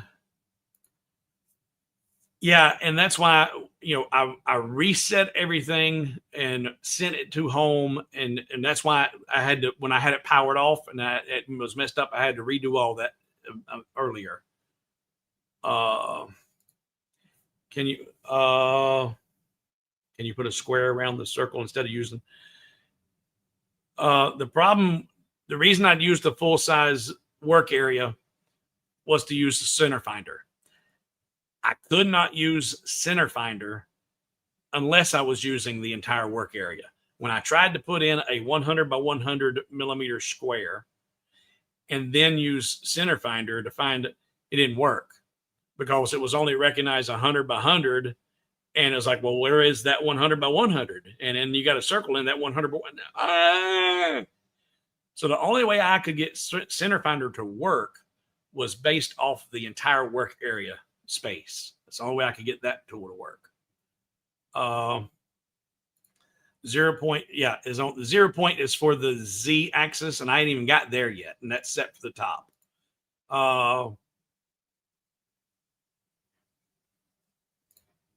When you first set up, when you went to home, you said X, Y, and Z were set in the corner. No, the very, very initial turn on and setup when I rehomed the machine, Z wasn't set for anything, but X and Y was set for that bottom corner because that's the machine's default. But once I started controlling it with Millmage, this is how it worked earlier. I homed the machine and then quit using any part of the controller on the machine itself and only controlled it from Millmage. Changed what its coordinates were going to be to the center, and it started all from scratch. It worked.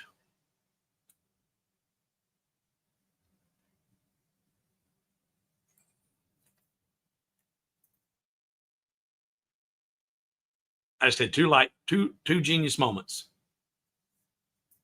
3, take a drink. Okay. I've got one idea, and if it doesn't work, I just had another idea. So one of these two is going to solve the problem. But you shouldn't have to do what I'm about to do. What I've done here should have already worked, in my humble opinion of not knowing what I'm doing. First thing I'm going to do is I'm going to change the X and Y to the lower left. That's not going to change the position of the circle in the workpiece. It's going to change the coordinates. Right now, it's telling me the center of that circle is 3 and 5, or 5 and 3, X and Y, 5 and 3. When I change the coordinates, the home position 0, 0 back to the bottom left, it's going to change those values to 120, 100, something. And then when I send it to there, it's probably going to go to center of the circle. That's going to be the first thing I'm going to try. So let's go do that. Let's go over here to Millmage. I'm going to go back to the machine, to the project setup, and I'm going to change my origin to the bottom left. So now there's my 0, 0 for X and Y. And say OK. And now if you can see there, 0 is no longer here. This was 0. Now it's 80.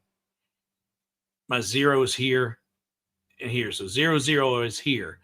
And this now, if I select those coordinates just changed to 80 point and 60 point. So if I go to the Move tab and go to the Position tab and tell it to go to, and it's 80.259, rounded up 80.26, 80.26, and Y is 60.179, so rounded up 60.18, 60.18, and then I hit go to. If it works correctly, it should send that spindle from down here to the center of my coaster. So let's see what happens when I click on go to.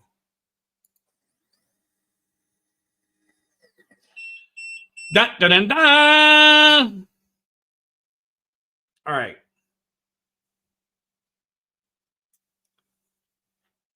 The other lightning bolt moment that I had, that I did do earlier today when I successfully did this. I don't think this should be a requirement,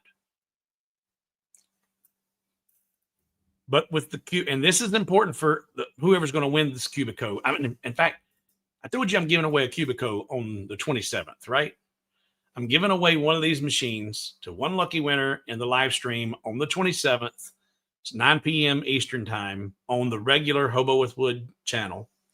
They'll get the complete CNC with the laser module option, with the upgraded spindle option, with a whole bunch of bits, with the dust shoe. There's going to be a whole bunch of stuff that comes with this. It's, you know, it's nearly a $600 package that somebody's going to win simply by being a viewer in the live stream. It is restricted to shipping in the continental US. And that's my apologies, but it's just too expensive to ship elsewhere. But the one additional step that I did today when I made this successful image work was I reset the Cubiko, sent it to its home position X and Y down in that lower left corner. Then I exited out of Millmage, completely out of Millmage, and then opened Millmage back up and started the project again. And starting afresh in Millmage and starting with that in its home position, it worked flawlessly that time. I would expect by going to new and starting from new, that would essentially be the same thing as opening it. But that was the only other thing that I did differently this afternoon that I didn't do this time. So, and I'll try that again, not tonight, not in this, because I want to move forward. But I'll try that again and see if when I reset the CNC with Millmage turned off, set that up to zero it all out, then turn Millmage on and start controlling that controller only with Millmage, it'll probably work like it's supposed to. And so this little bit of confusion that's going on, that's where it's like, I don't know what to do. It might be because of the two different brains wanting to control the machine and they're not necessarily synced. I don't know, because I don't know what I'm doing. Purely speculation, but that's logical deduction and reasoning. That might be why it's done what it done, because by that time, by moving that back to the X and Y and the left and sending it to the exact same coordinates, just by changing what the 0, 0 position is, it went exactly where it was supposed to go. So does that make logical sense? Anybody else? Does anybody have a logical counterpoint to that? Say, no, you are talking out your butt. You don't know what you're talking about. Did you reset X and Y to the workpiece at the machine home position or on the move tab? I reset the from, you talking about just now? I went into the material setup and changed X and Y from center to bottom left. And that made that work. That's the only difference that made it work. What made it work was changing, and which this doesn't make any sense to me. If Millmage is recognizing 0, 0 as the center of the workpiece, and I tell it to go to 3 and 5, and then Millmage is recognizing 0, 0 being way down here, and I tell it to go to 80 and 60, and it recognizes this as 0, 0, and it does what it's supposed to 80 and 60. But from 0, 0 here going to 3 and 5, it doesn't go here. It goes down there. That don't make sense. Something ain't right there. So while Millmage was showing 0, 0 being in the center, even though Millmage was showing it, 0, 0 was down here in the bottom left, even though Millmage wasn't showing that. Could you come up with a naming convention so title has what you're doing tonight? Could you come up with, just so it's easier to find for whoever wins might want to go back to? I'll be honest with you, Raru. I use ChatGPT to name my titles or name my videos.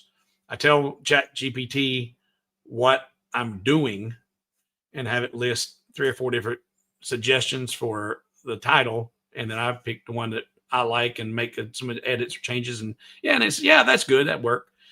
And then what I do once it's a finished video and it's complete and it's done, I'll take the entire transcript of the video, put that into AI, and tell AI, please read this transcript and come up with the best possible title for this transcript for this video. And then I'll go back and actually rename the video. So I feel like I'm giving once it's finished. Now the live streams, it says what it is. It's going to be a complete setup. We're already 2 hours in, and we haven't even zeroed the Z axis yet. But we're almost done, because we're not going to go through this whole carving process. I'll show you a little bit of the snippets of the videos that I've already done. But once we zero this out, now we have successfully, hallelujah, got the center point. We found it. We figured out whatever the machine was getting confused about. We've overcome that. That is it may be a hiccup in Millmage, and it may be a hiccup with Millmage talking to this Cubiko. And I will the more I experience the problem and figure out, like here, I figured out how to resolve it. And I know that I didn't completely close out a Millmage, but I did the first time. This time I didn't. The next time I go to do this, I will close out of everything. I close Millmage out, zero that out, and go get a pattern that works consistent. Then we know where to start testing for the failure. Okay. So we've got the circle in our workpiece. We know where center's at. So now, and I've sent the spindle to the center of that coaster. And as I lower the spindle, and we're going to lower it 10 mil, we'll lower it down, and we'll lower it down another 10 mil because we got room. But we're not to the surface yet, but we're really, really, really close. And I will fix it so you can see that better. But for the veteran CNC users, zeroing your Z that's old hat. You know what you're doing. But for everybody else out there, oh, what? Zero Z? At this point, we need to tell the CNC where the top surface of the material is. That's going to be our 0 point on the x-axis on how deep we're going to engrave. It has to know, if you want to put a 2 millimeter groove in there, it has to know where zero is at, and it's going to go down 2 millimeters. So you have to zero the Z, and that's why you want, like Chris said, you want a flat surface. And they have, and I've got, they make surfacing bits for when you don't have a perfectly flat piece like what I'm working with here. It's within 1/2 mil being flat. They've got surfacing bits that you can run across the entire piece and get a perfectly flat, level surface and then start your job. But for the pieces I've been working with, they're pieces I've ran through planers and joiners, and they're flat. Now I'm going to change cameras again, and using my wireless mouse, I'll be able to step over there to the machine and control the height of the spindle as I lower it down to find zero. And I'm going to try and block that LED so you can see enough of what's going on.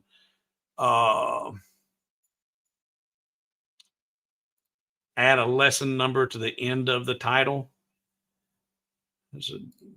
How about let's start CNCing. It didn't move right before because I just said something that woke up my phone. I didn't ask you to do nothing. Shut up. I don't even know what that was.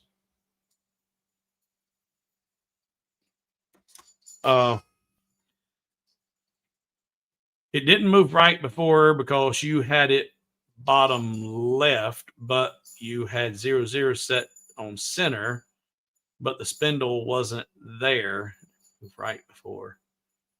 I'm not following you completely there, Wayne, but I think the issue right now is it's just confused. One system has X and Y, 0, 0, X, Y at one place, and another one was telling it had conflicting information. And that was what was giving me the problem. The software visually was showing me 0, 0 was in the center of the workpiece, but the controller was recognizing 0, 0 on the bottom left.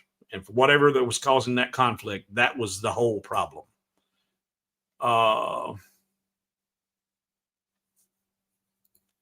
When you get this figured out, how about a 5-minute teach? And well, the video on setting up, this has been so aggravating because we're trying to find the center of a circle.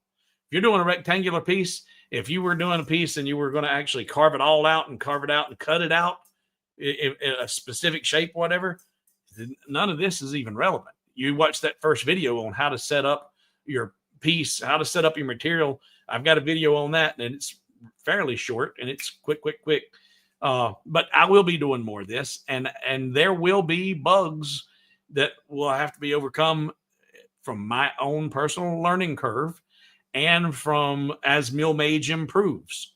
So yeah, things will change and evolve.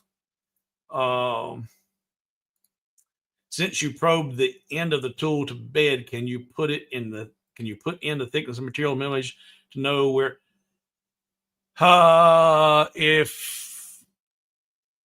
If you were to zero at the bottom, I'm zeroing at the top. So I'm guessing if you were to zero the bottom and you put your thickness in, then and that might be what Chris says.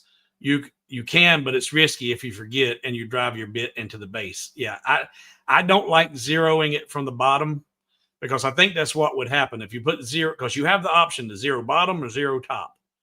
And if you plunge, if you probe and you probe your height and your length, and you know what the length of your tool is, and you're setting your Z height 0 at bottom, then I think technically at that point it knows.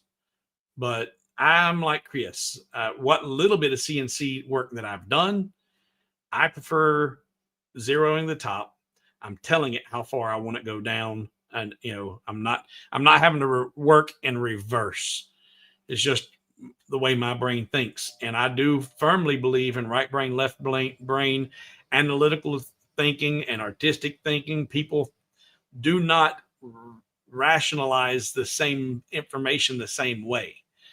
So while it makes no sense to me to do it from the bottom, it may be perfectly sensible for you to do it from the bottom. And this is, and I don't think either one's right. It's just which one works best for you. And I think for me personally, 0 Z top. If it was at 0, 0, it would have been right. Moving on. The problem was it didn't know what 0, 0 was. There was 2 different 0, 0s. I don't think you're catching that. Either you're not picking up what I'm laying down, or I'm not picking up what you're laying down. The visual representation in the software showed 0, 0 was in the center of the workpiece. But that's not where the CNC was putting it. The CNC was putting 0, 0 in the bottom. So there was 2 different 0, 0s. A visual representation within the software, which was completely different than what the CNC was using. So once I went in and changed it in the setup, then it started working correctly. And still trying to wrap my head around this all. Never CNC'd before either. When setting up XY home in the machine setting, don't you need to also set up for the center? Depends on your piece. Because you don't actually need to set center up, except when you're doing a piece like this.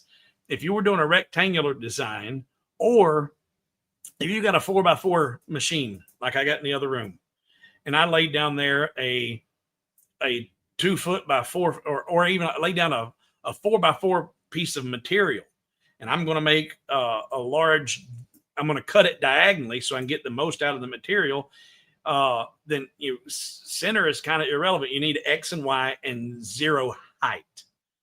That's what you have to have. The only time you need 0 is when you're doing, or need center. The only time when you need center is when you're doing a circular piece and you're trying to find that center and you're not cutting a circle. If we were cutting the circle out, this would have been moot. I could put in my design, put in the circle, and had that outer perimeter as the cut path and told it to go out, engrave it, and then cut it out. And now I've got a finished circular piece and it's perfectly centered. It's all done.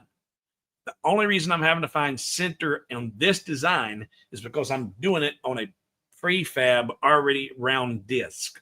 So I need to set the disc up in the software, find the center of that disc, and then place my image in the center of that representation. It's the only reason that you need to find center is when you're working with a prefabbed center or circular disc or circular design.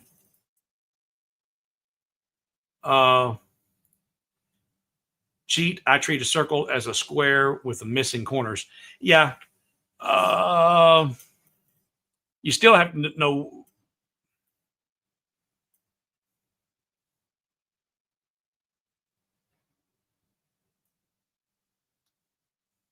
It's pretty good. It's pretty good. That's pretty good.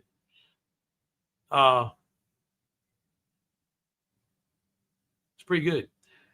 I'll have to rethink that and work with my jig and placement, and I like that. So like I said, learning, I don't know what I'm doing, but here, using this center finder tool, there's a lot of people here that were learning stuff. They never seen that tool, never used that tool, and it works in Lightburn. It works here. And there are times that it comes in handy.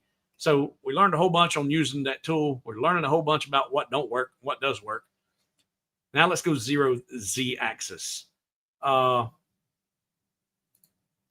that 0 is calibrated and saved, that 0 position did not exist, similarly to Z0 when you touch the surface. You save that 0 point. Yeah. Wondering why you probe the table if you change. You have to probe the table so the machine knows how long the your end mill is. How far is your end mill sticking out? It knows how far it can travel, but that distance, that end mill can change. Its position can vary, where you clamp that into the collet. So you probe it so it knows how far the end mill is actually sticking out of the spindle. And then it knows what that position is. Now we're going to do the Z axis, 0. I see what you're asking. I don't know what I'm doing. I've always probed it. You get everything set up. Everything's spot on. Now you go in your 0, your Z axis. But I see what you're saying. I hear the question, and maybe Chris can tell you why you do one, or why you do both. All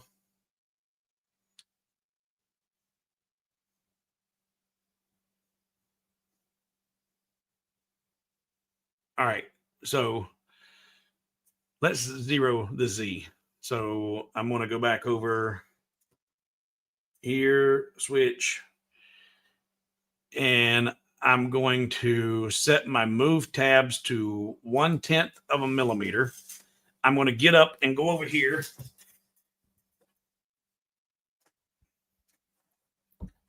And I've got a piece of paper that I'm going to slide underneath, in between the bit and the coaster. And I can move that back and forth. And as long as I can move that back and forth,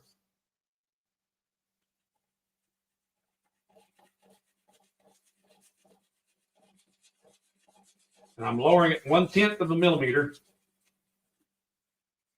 starting to drag a little bit. There, that grabbed it. That's Z. I can pull that out.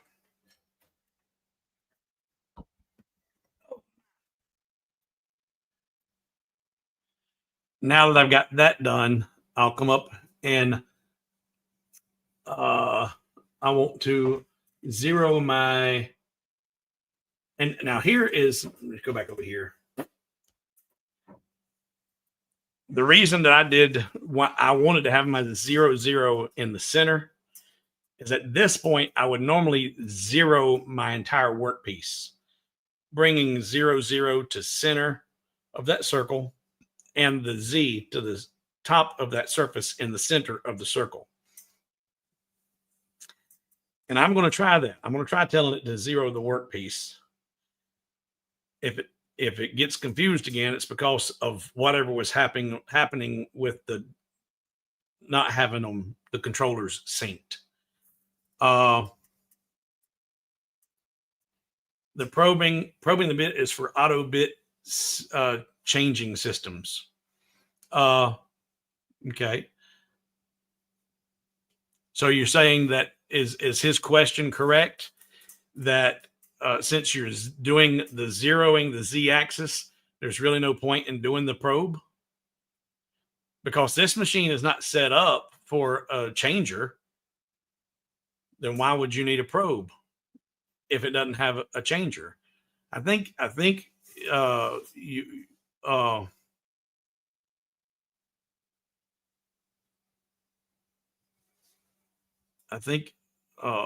it's best to do it. Let's see.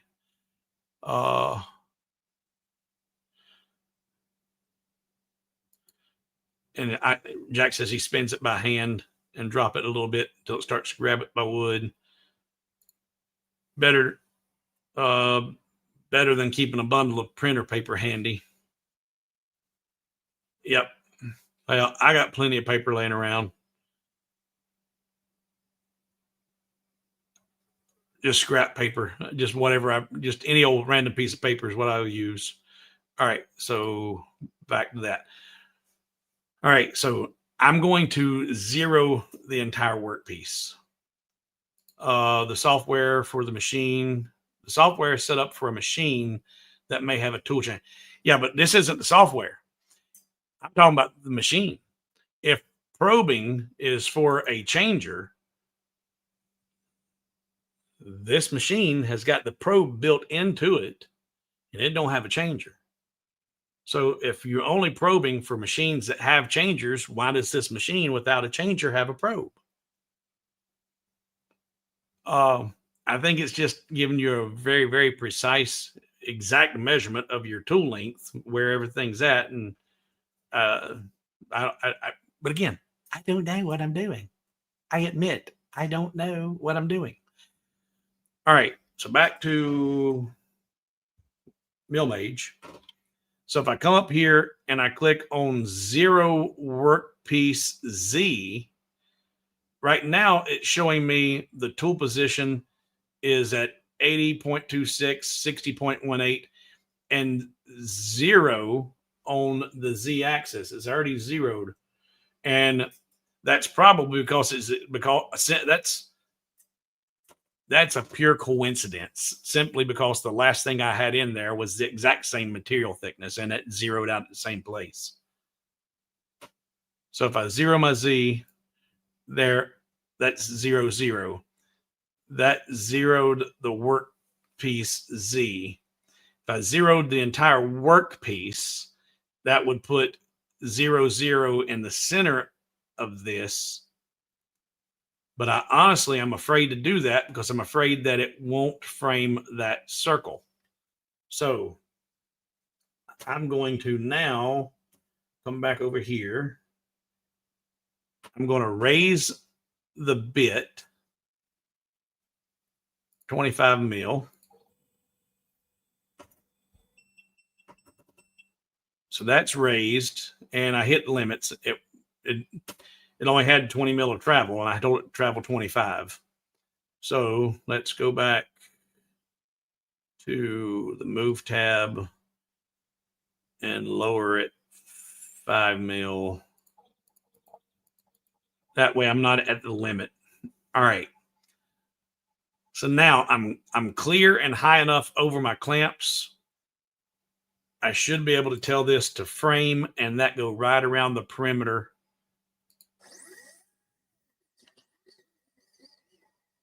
There you go.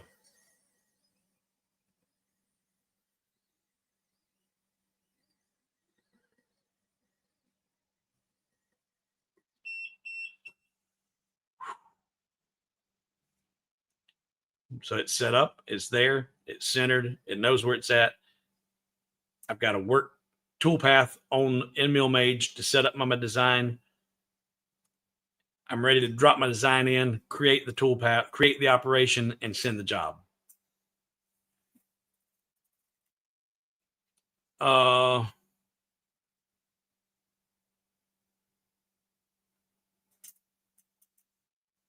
right. So, and yeah, Jack, no, we're practically done with this because this was the hard part. And once I get it figured out, either there's bugs in Millmage with doing this or find the best possible routine. And as I get better and better with this, yes, I'll make, so yep, this is how you do this. This is a better way to do this, this do that. But let's jump back over here to Millmage. And if I go to my art library, these are my art libraries that I've got in Lightburn. And I can bring those same libraries right into Millmage. But I've created a second one, another one here. It's a 2A library. And I've got my 12 gauge shotgun shell end cap there, or the blast cap. If I double click it, it's going to drop it into the workspace. I'm going to drag it off the workplace for a minute. I'm going to get rid of that toolpath that's on there. So I'll see if it's grouped, and it is. So I'm going to ungroup that, select that toolpath and get rid of it, and make sure all of this is grouped. Up, not centered up. Control Z, grouped. Now that it's grouped, hold Shift, select that circle, and tell it to go to the center. So now that artwork is centered up in that circle of that coaster. All I got to do now is tell the machine what to do with that artwork. And this is different than, I'm going to get rid of this operation and put that back on a toolpath. There we go. So right now I have no operations over here in Millmage. And with the CNC, an operation is you're giving the CNC instructions on what to do. Now, I'm just a dumb machine that spins in a circle. Now you're telling me what to do as I'm spinning.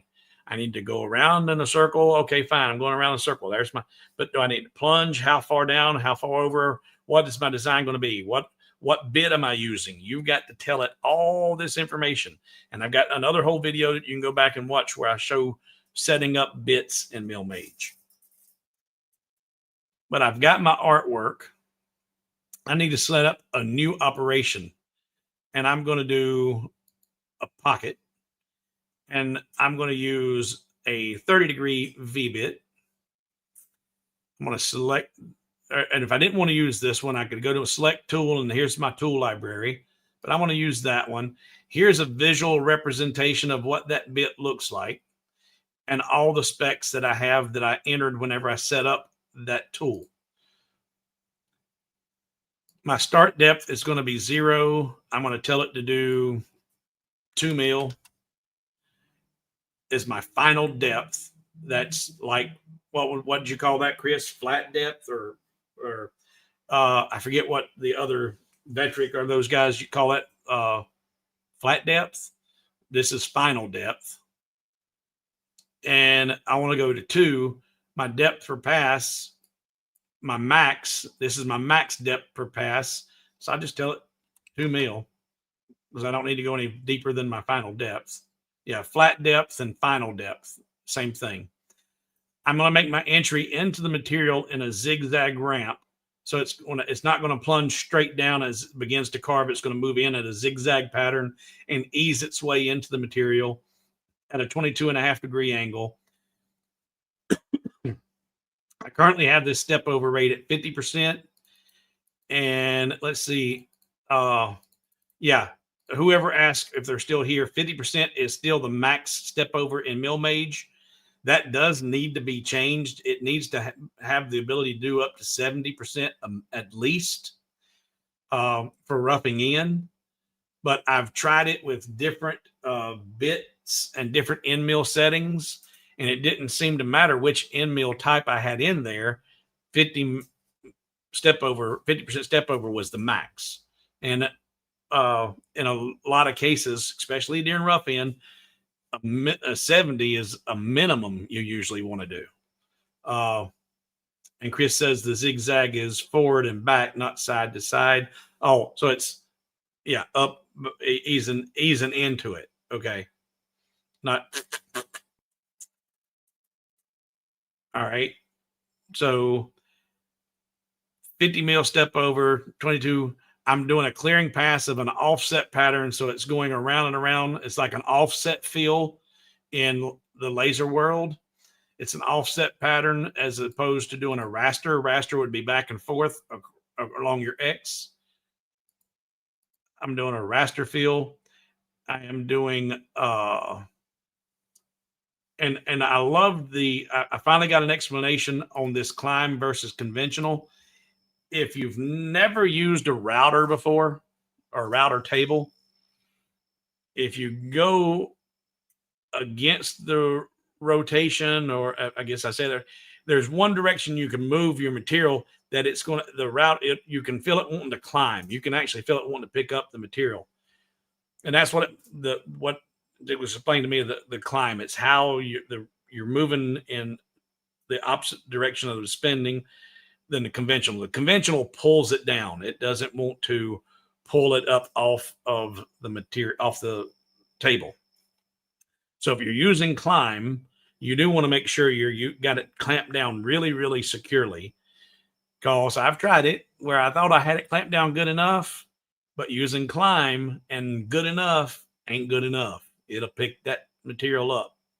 So you've got to make sure you've got it secure, but you'll get a cleaner cut when you're using some materials like this one. It's not as a really dense hardwood. It's kind of a softer material. It gives a cleaner cut on a slower climb pass instead of the conventional. Chris says climb and conventional is basically clockwise versus anti-clockwise. But it does make a difference on how well and how clean. Am I right in saying that cutting it on the climb, especially with the V-bit, you get a cleaner edge than you do with the conventional? And Radu says he thought it was climb instead of climb, but here it says climb. And Ordinary says it depends on the wood grain direction when to use climb versus conventional. Well, when you're using a CNC, your wood grains is in every direction. It's always going to be varying. You're never going to have a consistent wood grain with the CNC.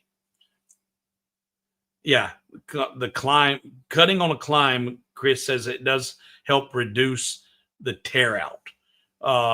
So the cleanest possible cut, from my understanding, is on a downward cutting bit on a climb. So you're cutting down, goes on an upcut bit, it's cutting upward.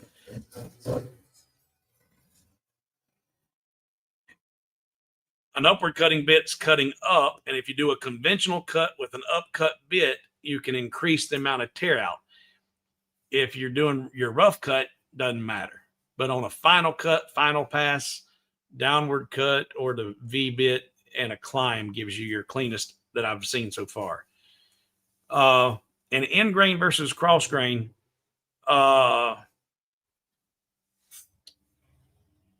I'm guessing, yeah, if you were doing an end grain material, an end grain wood, an end grain carving board where everything was end grain. Now I got you. Because doing cross grain, you're never with the grain 100% of the time. Sometimes you're going to be count across it versus with it, but end grain versus gotcha. Now I'm with you. See, I'm learning. We're learning. All right. So now back over here. All right.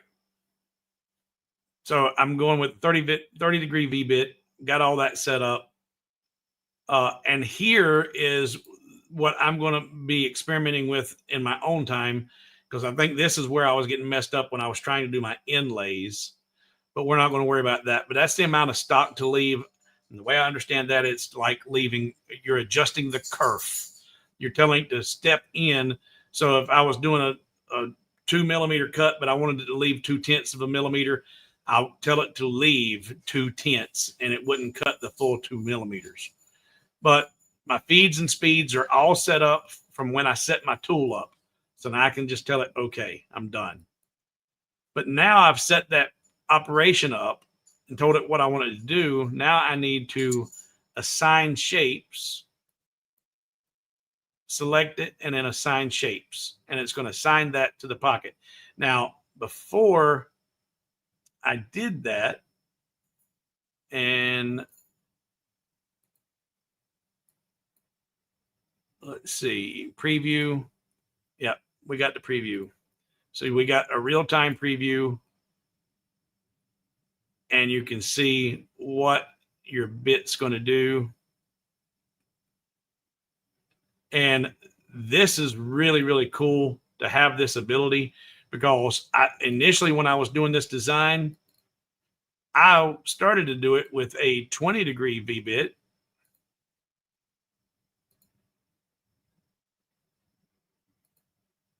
And if we go look at the preview,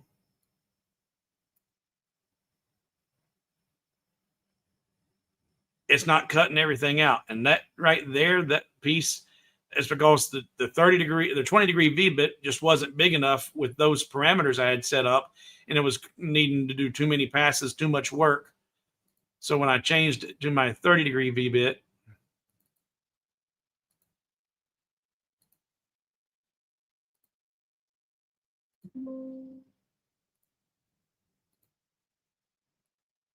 I could see that it fixed all those problems. It all went away, and I got a good clearing.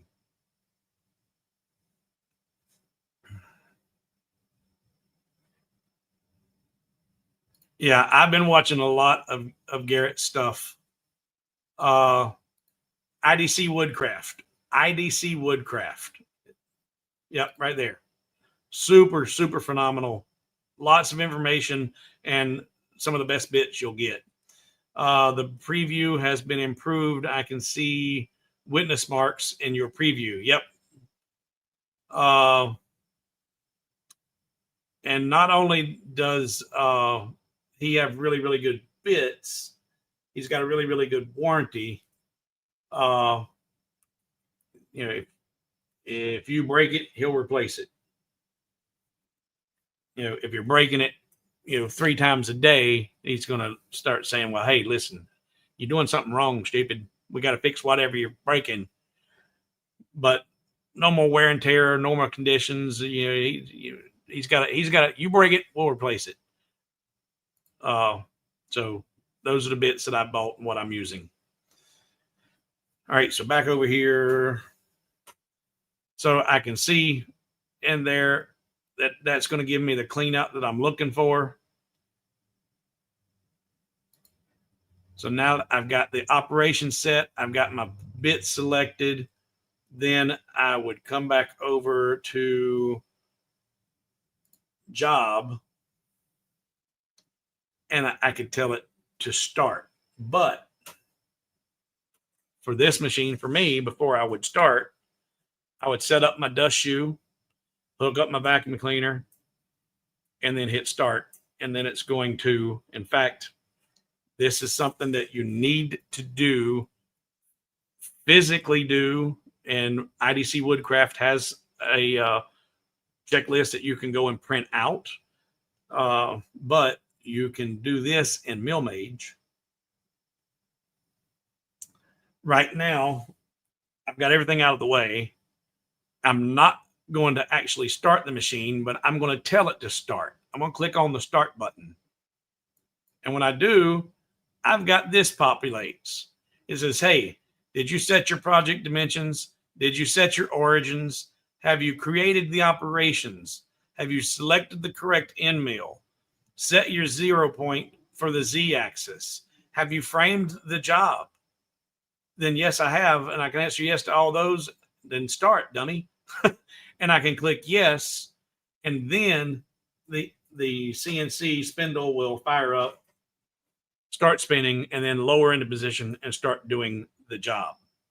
So you have a checklist ability that you can built into Millmage. All right, Chris, have a good night, good day, good morning, good afternoon for you at this point. Garrett is my go-to for bits, and occasionally you get to see Jack in the shop in his sessions. Yep.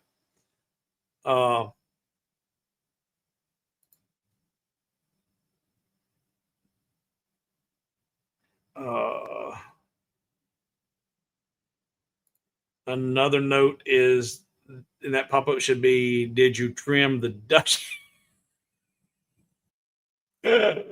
Oh, you funny. You funny.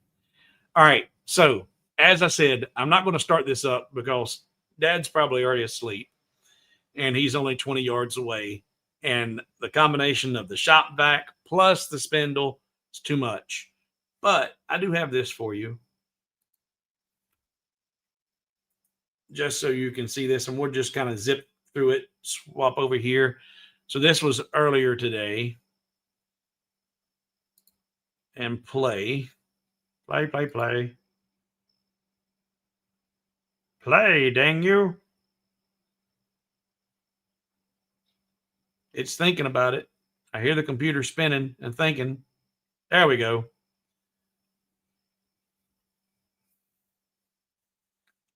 You should give your spindle a warm run before you start job. It will increase life of the spindle. Okay, good to know.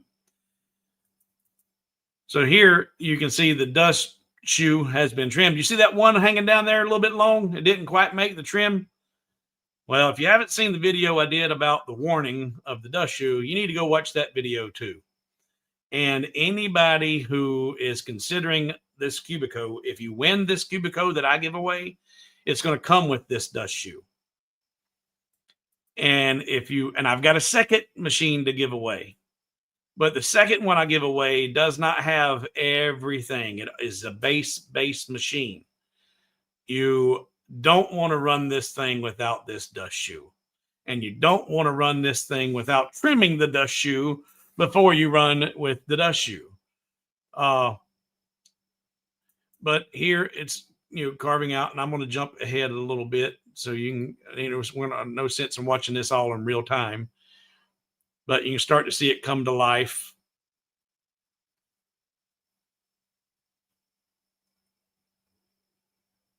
And this whole process, this video, if we watched it all in real time, is 6 minutes. No, I'm sorry. I think the total engraving time was 8 minutes. This video was 11 minutes, but I think there was a bunch of it is idle time. But the whole job took about 8 minutes to do this coaster. And I went about 2¼ millimeters deep. I probably didn't need to go that deep. Still learning. But this machine, to be what it is, to be kind of a toy, it is a great way to learn how to do this. And it is from what I've seen so far, it is a very repeatable. Its accuracy is pretty darn good. I ain't gonna put it in the same boat with the Rolly as far as its precision, but it is pretty darn accurate. double checking. You set flat depth and depth per pass to same. So are you meaning to do this in one pass? Yeah, one pass. Because and this is not what I just set up. What I set up earlier, yes, it would have done it in one pass, but the max depth for this particular bit I had in there was 3 mil, and since I was only going 2 or 2.25, then yeah, I could do it in one pass.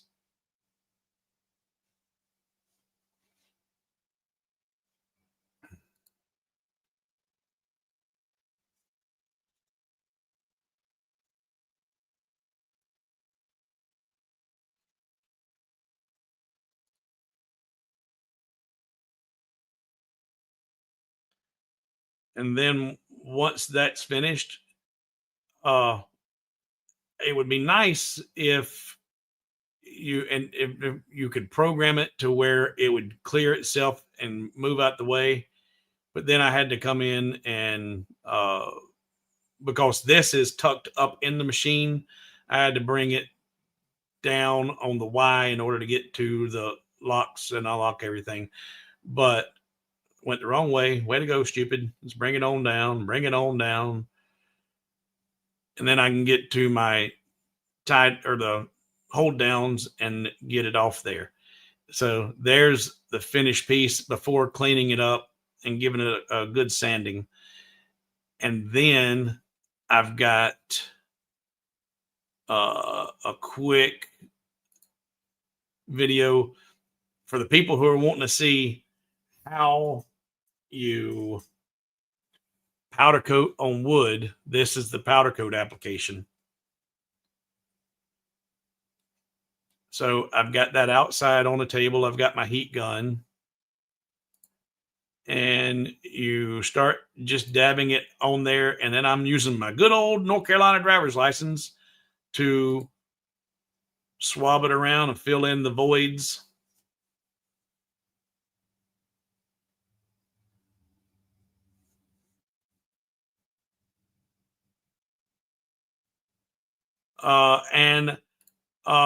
I know in Lightburn you do have a go-to for in position. I haven't seen that in here. It may be simply because I haven't looked for it, but it would make sense. They have it in the laser part. There should be a finished position for the CNC as well. Should be. But you just keep adding this and keep move. Let's see. On the move tab, there is a saved position. So you can save a finished position, and that's where it's go to for the end position. I'll have to look at doing that too. And that'll be a video on how to do that.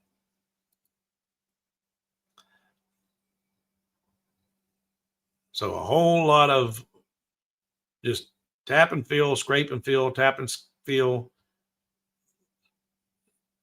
I'm still filling. I want to get to the first heat application. Okay. So here it's filled in, everything's leveled off. I've got the heat gun and I've got it so high right now, I'm actually feeling the heat. But I'm out of camera. That's how high I am away from it. And I'm beginning to, there we go, beginning to lower it and get it closer and closer. And then you actually begin to watch that powder begin to transform from a powder to a liquid state, a glassy like state. And there's a whole lot of shrinkage that takes place, lots of bubbling, carrying on. And there's so much shrinkage. It reminded me of the Seinfeld episode where George got in the cold swimming pool or the cold lake. A whole lot of shrinkage. And it wasn't a good thing. So I ended up doing a second application of powder and then another pass with the heat gun to melt everything and get it into its finished position. But there you can start to see you can actually see how much shrinkage is taking place as it begins to melt. The E doesn't look good anymore. So I ended up having to do a second fill.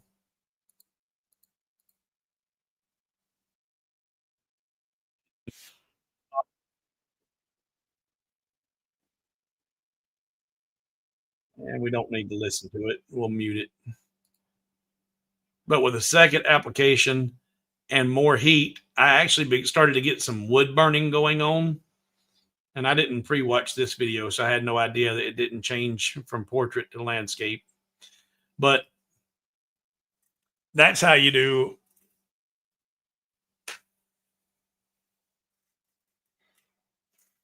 powder coating. Thank you. It shut down for a second. It's time to go. That's how you do powder coating on wood, and it leaves a less than desirable finish, in my opinion. A third application might be better. Fourth, but by the time I did all that, I think I would just feel better with doing the epoxy pours, and that's what I'm going to do in the future. But I'm going to hold this up close for you and zoom in and focus it so you can really see that G right there, how shrunk up it is. And it was filled to the brim, but you can see that part, this side of the G, that's filled up. But then that side, that part of it, it just shrunk to nothing. And it was scraped and filled all the way around. And it just did a lot of shrinking. And like I said, and the final outcome was, in my opinion, less than desirable. Not something that I would want to do for something that I'm going to sell.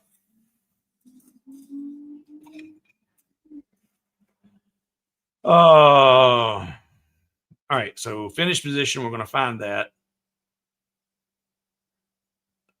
Also in custom G code, you can add it in the user end script. Yeah, well, we ain't going to talk about no custom nothing, because I don't know what I'm doing, and I sure ain't going to start writing G code because I don't know nothing about that. Nothing.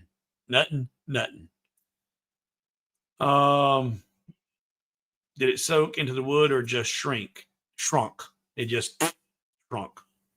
And you can see like I said, the front surface had some spillage, and it was all over the end grain or all over the grain. And it actually the heat gun began to burn the wood, but it all cleaned up and sanded right off. That cleaned up really nice, but just too much shrinkage going on.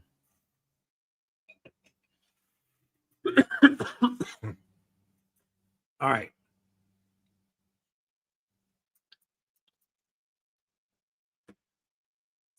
So this was setting that up, creating a toolpath, selecting your tools, sending it out. The hardest part there was, and what I learned tonight, learned a couple things.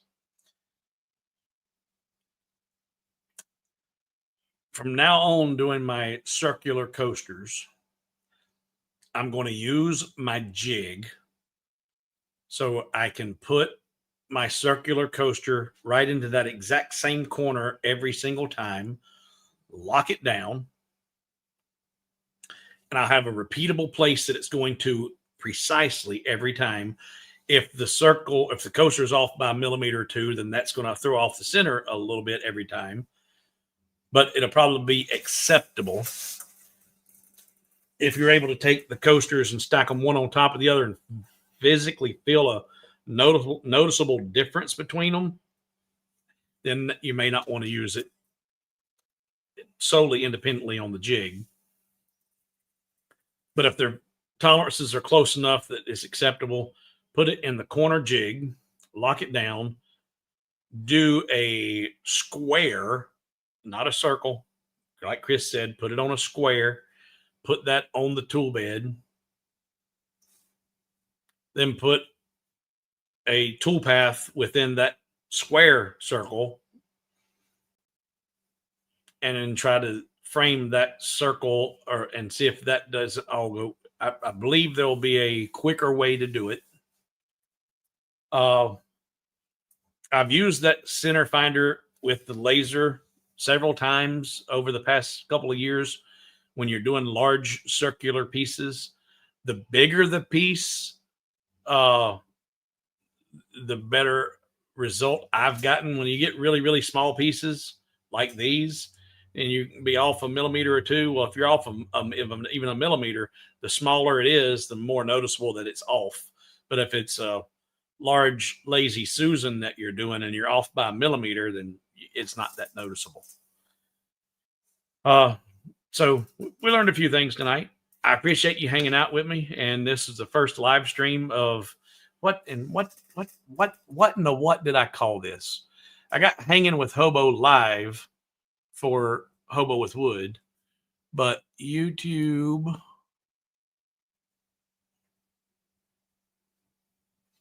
Go to studio and content live chips and chat live. And then I've got Hobo with Wood Chips logo over in the side. So that's what unless somebody says, hey, I got a whole lot better suggestion. That's what I'm going to call the live streams for the Hobo with Wood Chips. It'll be chips and chat. And we'll discuss techniques, ideas. I'll share with you my long learning curve. And the first CNC I'm going to give away will be on the 27th on the other channel because it has more subscribers, more viewers. I'll give it away on that channel. And then the second CNC I'm going to give away on this channel. So stay tuned for that one. That'll be, it won't be this month. Obviously, it'll be in the month of October. Just have to see what, I have to check the funds and see what my funds will allow when I can pay to ship these things out. So the first one is already done. It's committed, 27th. Then I'll budget for some shipping fees to give away the second one. So let's see. Questions and comments. Questions. It's a long, sweetheart. It's been a long day here on YouTube. My days are like this 7 days a week, except Sundays. I try not to be in here Sundays. I try, but it don't always work out. Long day for you. I really appreciate your time, the vast knowledge you've shared. Well, I've been sharing my mistakes and what I've learned along the way and all of the hard work you put in. It means a lot to me. I've gained so much insight today. Well, I appreciate you more than I can express. I have to be careful because of my strokes. The one thing, and in a way, this is a blessing. Prior to my strokes, I was a lot like another YouTube creator. I was a bit of an a-hole. I was a bit of a pistol. But the strokes brought me back to reality, and my emotions now are just beneath the epidermis. I mean, just barely, it doesn't take much and my emotions just erupt. And so I have to be careful even just expressing how much I appreciate all of my patrons and all of my supporters, because it don't take much. I'll turn into a blubbering idiot. But your support is appreciated genuinely more than I can express. So God bless you. God bless you for what you do and for being here and contributing to the channel. We will learn together and have fun together, or laugh at the idiot.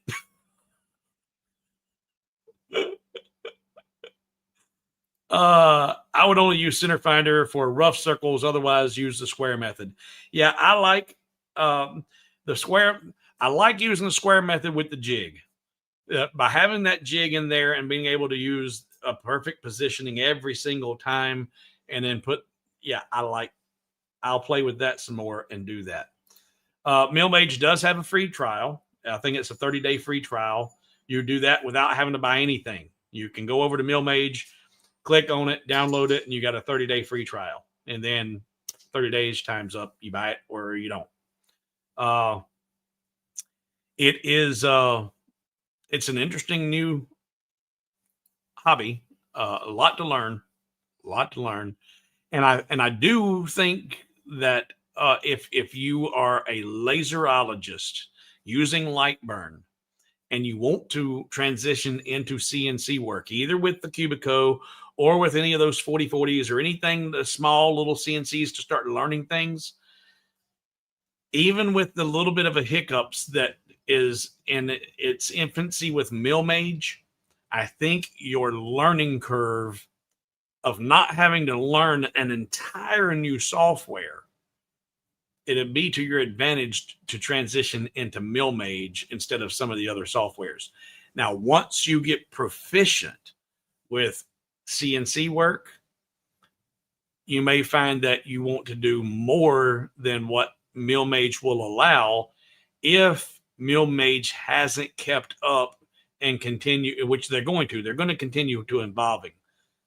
But if I don't think at this time it's set up to do true 3D engraves where some of the others can, and you may find that you want to start doing some of that. And if you do, then maybe you'll end up having to transition to another software, but you won't have to be learning everything. You'll have all the basics down because you were able to use your basic knowledge of the creation part of it from your experience with Lightburn. You didn't have to relearn all that. You've got that, and even got patterns you can use. So I think Millmage is the perfect software for those who want to transition from lasers to CNC work. I don't see it anybody unless for whatever reason, what little bit of savings there is in the cost of Millmage over Carveco or any of those others that are out there. You say, I just can't afford those anymore. Millmage is a little cheaper. I'm going to go that route. But you may be giving up some of the abilities that the other softwares have that Millmage hasn't incorporated yet. But they'll get there. They'll get there. When will Chip's live streams be roughly scheduled for? Alternating, just like Hobo with Wood. Hobo with Wood lasers. Hobo with Wood is every other Saturday, or is every Saturday. Live streams are every Saturday, period. They alternate between 3 and 9. And now they will be alternating time slots. Like tonight, it's 9 o'clock CNC. Next Saturday will be 3 o'clock CNC, 9 o'clock laser. The following Saturday, it flips again. So that way, Eastern and Western hemispheres get the opportunity to participate in each of the channels in different varying time slots. Because not everybody's like you, Chris. Not everybody's up 24 hours a day.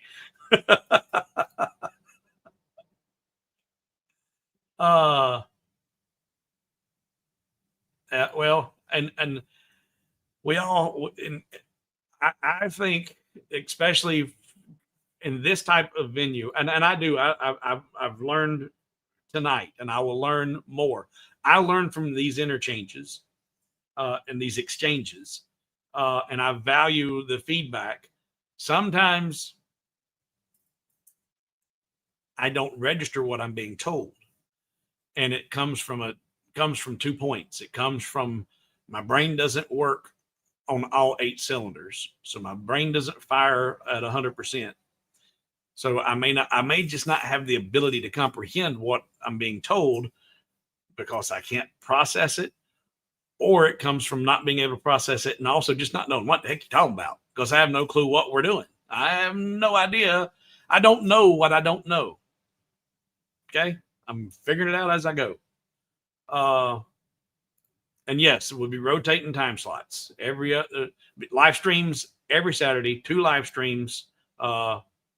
Let's see, where did that go? Be 2 live streams every Saturday.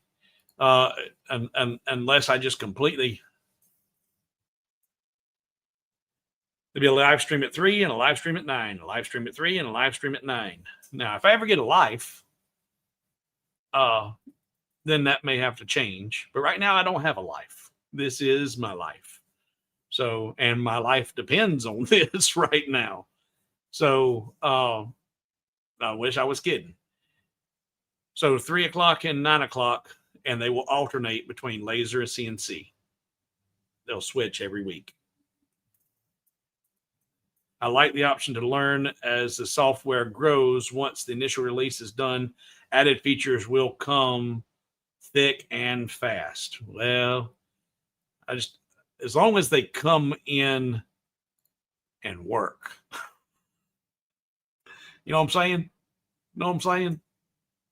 Because that 2.0, boy, that throwed a bunch of wrenches in the works. So we don't need any releases like that ever again. I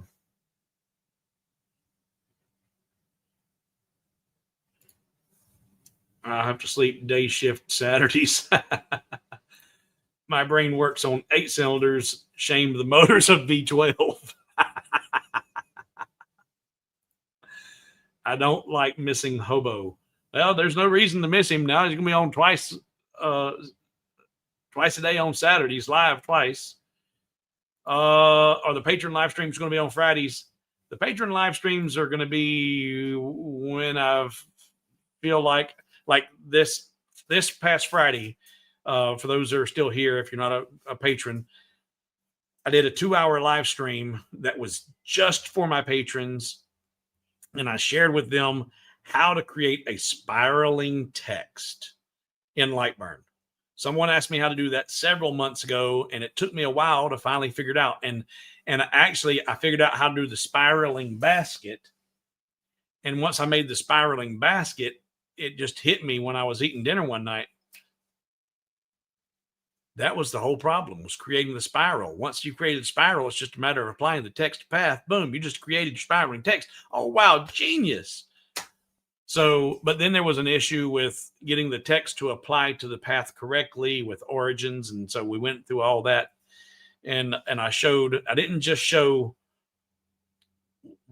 how to do it, but I showed when it doesn't do what you want it to, how to look for and identify what the problems are and how to prevent those problems and or correct those problems. So it was kind of like this. It was an in-depth live. It was something I could have showed you in 15 minutes, but I spent 2 hours explaining in details how it works, why it works, what doesn't work, when it doesn't work, and what. But when will the patrons be, Patreon or the patron live streams be? It's just a matter of when I've got stuff to show. When I feel like, okay, this is something I really think that it was either asked for, it was a request, and I figured it out, or it's something brand new that I just know you're going to love. There's not a real set schedule. I have started to try and preempt them. I'm not going to just do a, bam, I'm live at 3 and you didn't know anything about it. Like this Friday, I tried to give a several hour advance notice so people could try and make their schedules work if they could. So the Patreon or patron live streams will still be kind of random.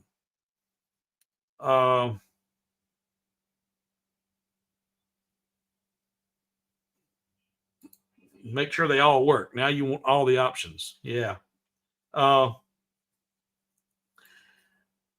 I said, I guess you got to figure out my issue with that. And I think that the issue with having the conflicting 0-0 tonight may have been because I didn't close out of Millmage. I shouldn't have to close out of Millmage to make those two sync up. But I did that when I did this one earlier today. I closed Millmage. I reset the machine, closed Millmage, opened Millmage back up, connected the machine to Millmage, and then started from fresh, and it worked perfect. I didn't do that just a little while ago. That was the one thing I didn't do. But I don't think you should have to shut down Millmage. If you just start new in Millmage, it should work. But it wasn't working. So I'm going to experiment with that. Not tomorrow, because tomorrow's Sunday. I'll play with that Monday and see if I can find that rhythm, find why it did what it did. So a slow life can never learn how to do the spiral.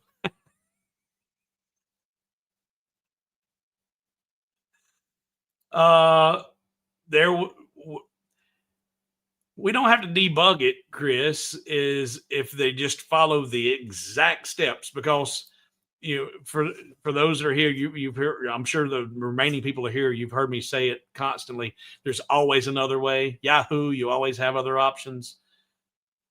not when creating this spiral.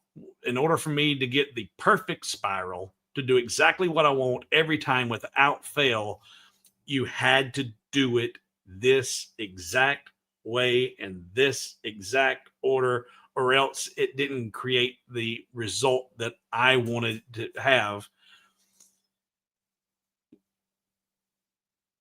We found, and there was a suggestion that I talked about today that was possibly a workaround for when it gives you the less than desired result. I got to test that too Monday. But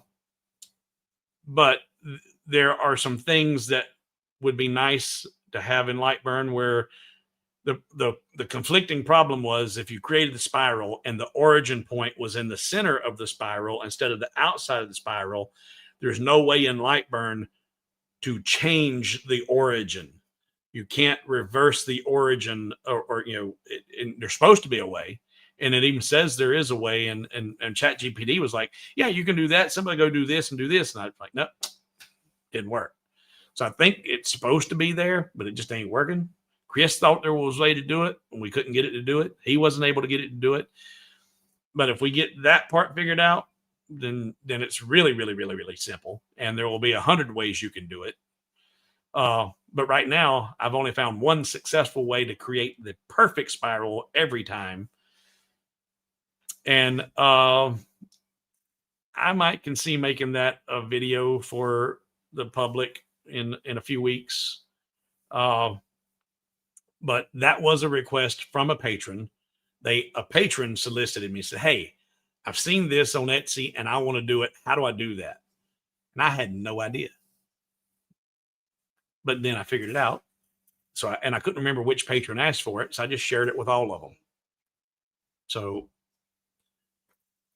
I'm not keeping you up, am I? Okay. I'm about done. So, but part of being a patron is you get a lot. You get a lot as a patron, especially gold patrons. They get, I don't know if, was it you that asked me about the military library? I emailed you back. Pretty sure it was you.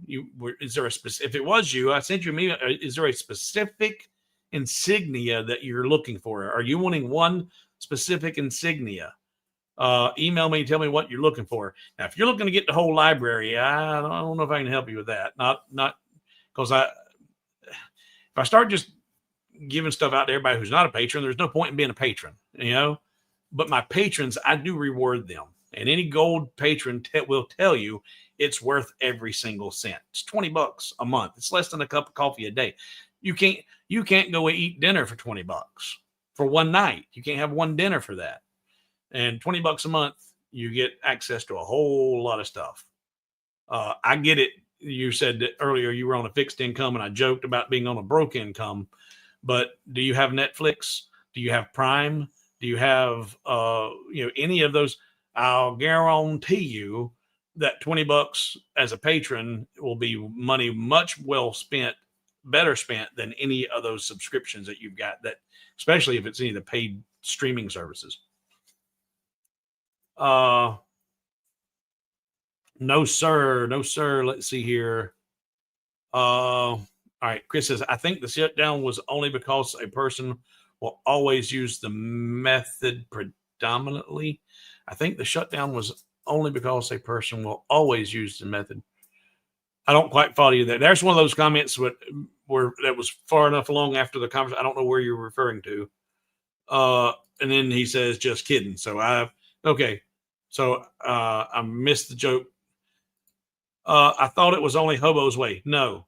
And that's the one thing that ordinary woodworker.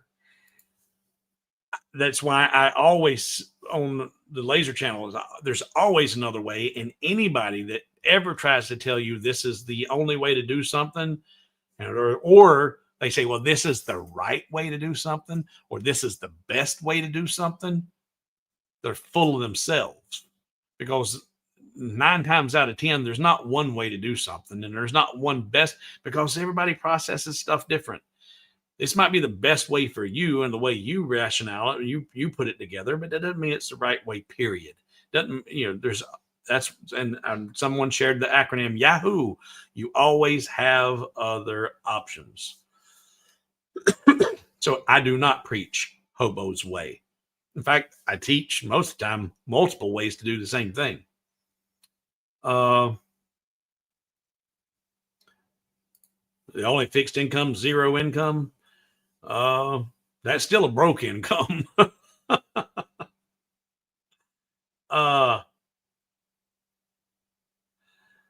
Yeah, that's not a fixed income. That's a broke income. Because you broke, it's broke, everything's broke.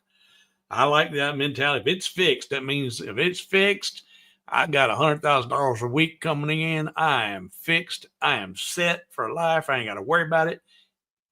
But whenever you hand to hand, mouth, or check to check,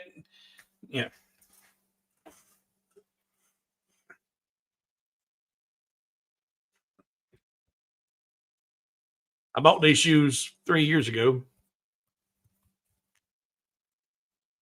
They're coming apart. Soles coming off of them. And these are my. I'm with you, brother.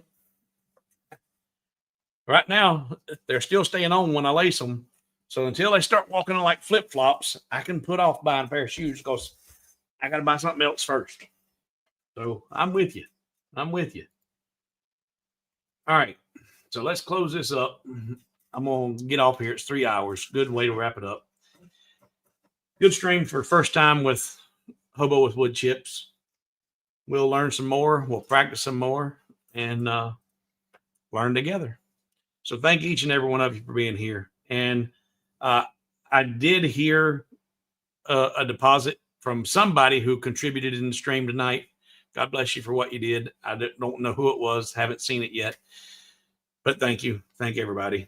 I'm on broke income while Steve has. Oh, yeah, I cut Chris's pay earlier, guys. Put him on half income because he hadn't done his job. All right. Y'all have a good night. Have a good rest of the weekend.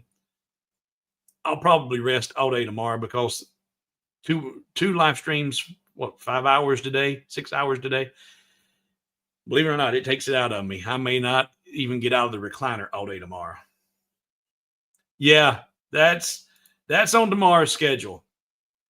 That's on tomorrow's schedule for sure. I thought about that multiple times.